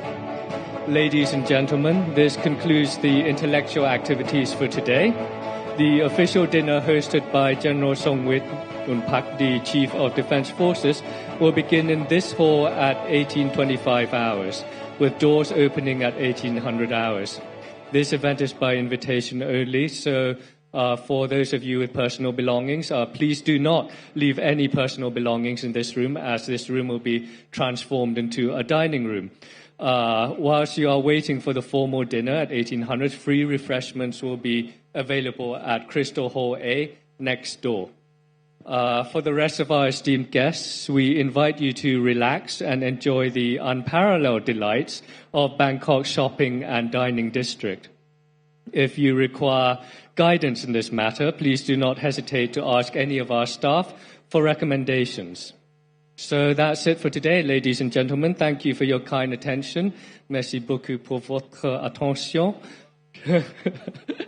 谢谢你们的关注，спасибо, धन्यवाद, domo arigatou gozaimasu, terima kasih, mahalo e oi, ขอบคุณมากครับและสวัสดีครับ and please enjoy the rest of your evening. See you tomorrow.